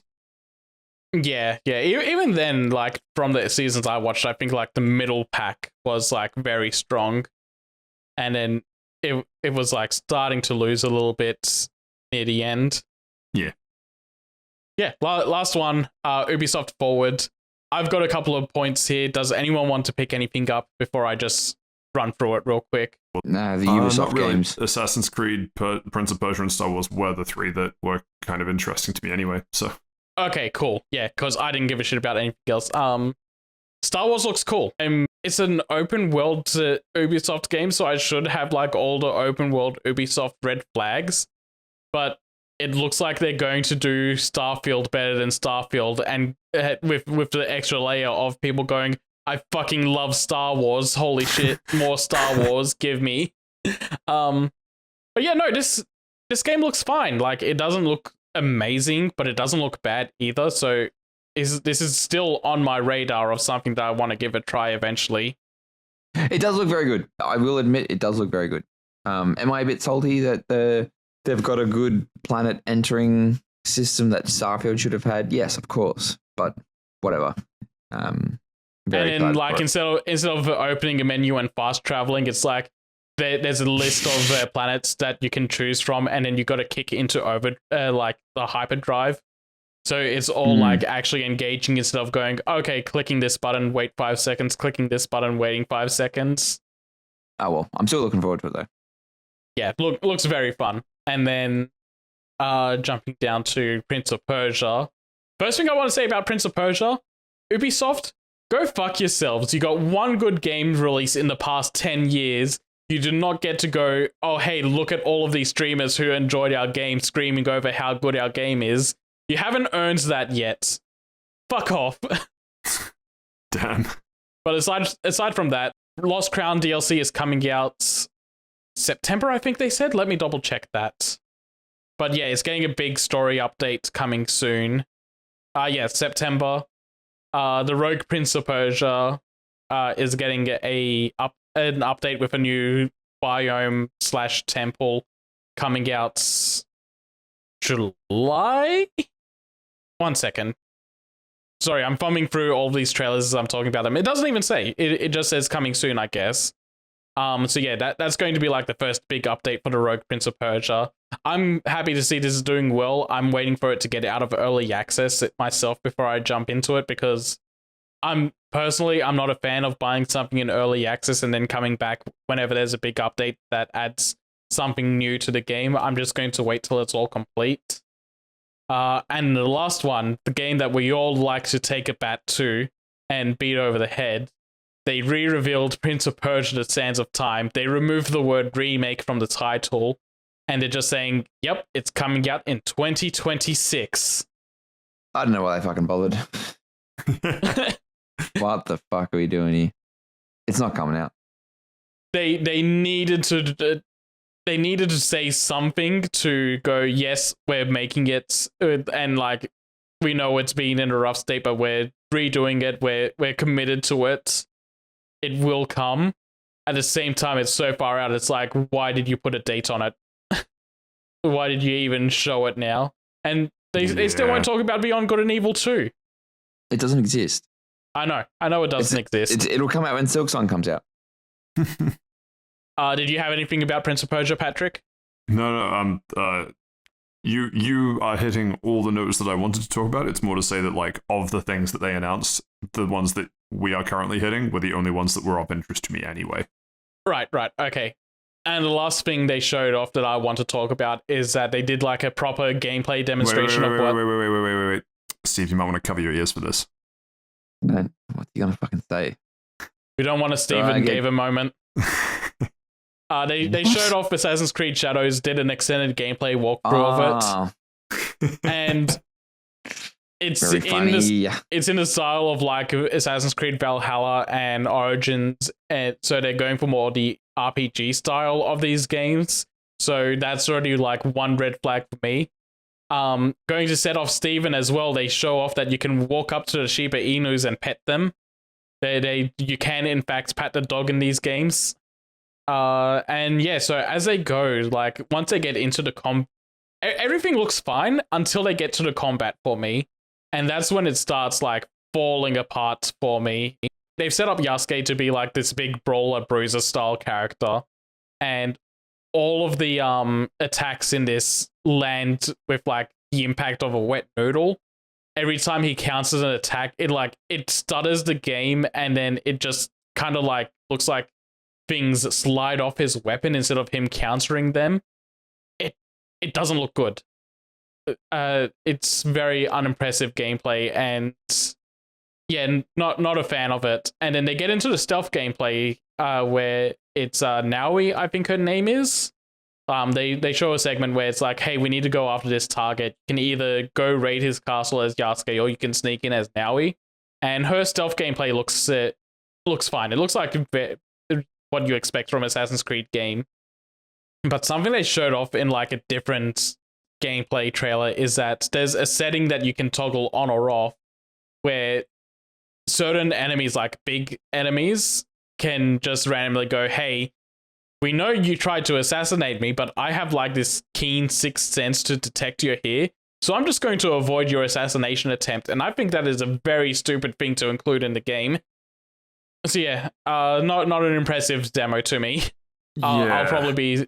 I've been out of Assassin's Creed for a while. The one that was going to draw me back in the most was going to be Mirage, since that was a callback to old Assassin's Creeds. And I just haven't gotten around to playing it myself yet, because so many other games took my attention more. So I'll still probably avoid that for a while. And even then, Shadows is lower on my priority list than Mirage would be. Yeah, I was going to say, it's sort of difficult because you sort of know the formula, that the first few you're like, oh yes, this formula's great. And then once they kind of figured out the formula, I know that they did sort of like a reinvention around Origins and Odyssey, when they realized that pumping them out one a year wasn't exactly leading to great games. But it's the sort of game that, because you know what it is, you don't feel, unless it's like a really resonant, maybe like time period or characters or something. It's the sort of game that I look at and I go, I could probably figure out probably 70% of what that game's going to be. Yeah. Without needing to play it. Even outside of that, like, looking at these games, the new style is like they turned Assassin's Creed into a chores game, where it's like, do a lot of mini objectives, get the markers up, study about your targets, blah, blah, blah. It's like you're doing a lot of small things to build up chores before you do a big thing. And it's like, this isn't very appealing. So yeah. Even the old Assassin's Creed one, follow someone, sit on a bench. Yeah. Follow someone, sit on a bench. Yeah. Follow someone, kill them. Assassin's Creed 2 and Brotherhood felt like the formula perfected. 2, definitely. Brotherhood was riding off the coattails of 2, I think. Yeah, I didn't mind Revelations. Brotherhood tried to do a lot of additional things, like the tower defense. Well, that one was Revelations. Brotherhood was more. I love that tower defense game. We got you can lead your group of assassins, like send them out on missions, and that's what it was. That was cool. There was something that you could do in Brotherhood. What the hell was it? But no, you're right. It was that was the game that introduced questing. that, and they also introduced the multiplayer, and that was when I thought like Assassin's Creed multiplayer was very unique and very special. I loved Brotherhood multiplayer. Thank you for reminding me of that. It was good. It was good. I got the platinum trophy in that game, which required getting to maximum level in Brotherhood, and the insane trophy, do every single unique skill point sort of thing you can get. Like, you know how in other multiplayer games, it's like, oh, hey, double kill, that pops off, you get extra points. Triple kill, that pops off, you get extra points. Assassin's Creed Brotherhood had a trophy that was, do literally every single one of these sort of achievements you can get in a multiplayer game. I'm still pissed at Petruccio's feathers not giving me my platinum. There, I said it. Understandable. God. You know what? You know what's holding me back from Assassin's Creed? All of my platinums are on my old PlayStation account, and I refuse to do platinums in the new games without the storied franchise platinums on my to back them up. Also, I never platinumed Unity. Unity was my breaking point. But yeah, that's Ubisoft done. The rest of the stuff was like, Hey, we're still going to support Skull and Bones. Hey, we got X Defined. You should check that out. Skull and Bone. Skull and Bones was so bad that it's not even mentioned in this Polygon article. I don't really know what to do with that. But yeah, that's Summer Games Fest done. A lot of shows, a lot of games, a lot of lists. Not only is that Summer Games Fest done, that is all of the news done. In the wise words of Steve, fucking finally. It took a while. I am sorry, I enjoy a lot of different types of games. Yeah, no, that's fair enough. We all make mistakes. No, that brings us to the end of not just the news, but to episode 114. I'm not even gonna ask what we're up to for the next episode, because probably playing video games. That would be a reasonable assumption. I still have wrestling shows I'm holding over your heads. Oh boy. I don't think you should. I think you should just not do that. Yeah, but it's funny every time I mention it and upset you. Not sure what that really says about you liking to say things that upset us, Seth, but whatever. It's you and the big man upstairs to talk about. Well, anyway, we're at the end of episode 114. If you have enjoyed what you listened to, we are on all socials. Just try and find Fast Travel Lounge, although you have to take out one of those L's if you're searching on X, formerly Twitter, because Elon stole that one. I think that's basically. Oh yeah, and the whole usual, like all the usual plugs. You know, if you're listening to this on Spotify, give us a cheeky little rating. If you're listening to us on YouTube, give us a cheeky little thumbs up and a subscription. You know the drill. Make sure you tell your friends. And if you go on a date with someone from online dating, tell them as well. Always funny. But tell them in the form of a poem. Fantastic date idea. Listen to an episode. Or listen to this episode. It'll ensure that the date lasts a long time. What are they going to do? Get up and leave in the middle? That's rude. There are still more lists to go through. Anyway, thank you so much for listening.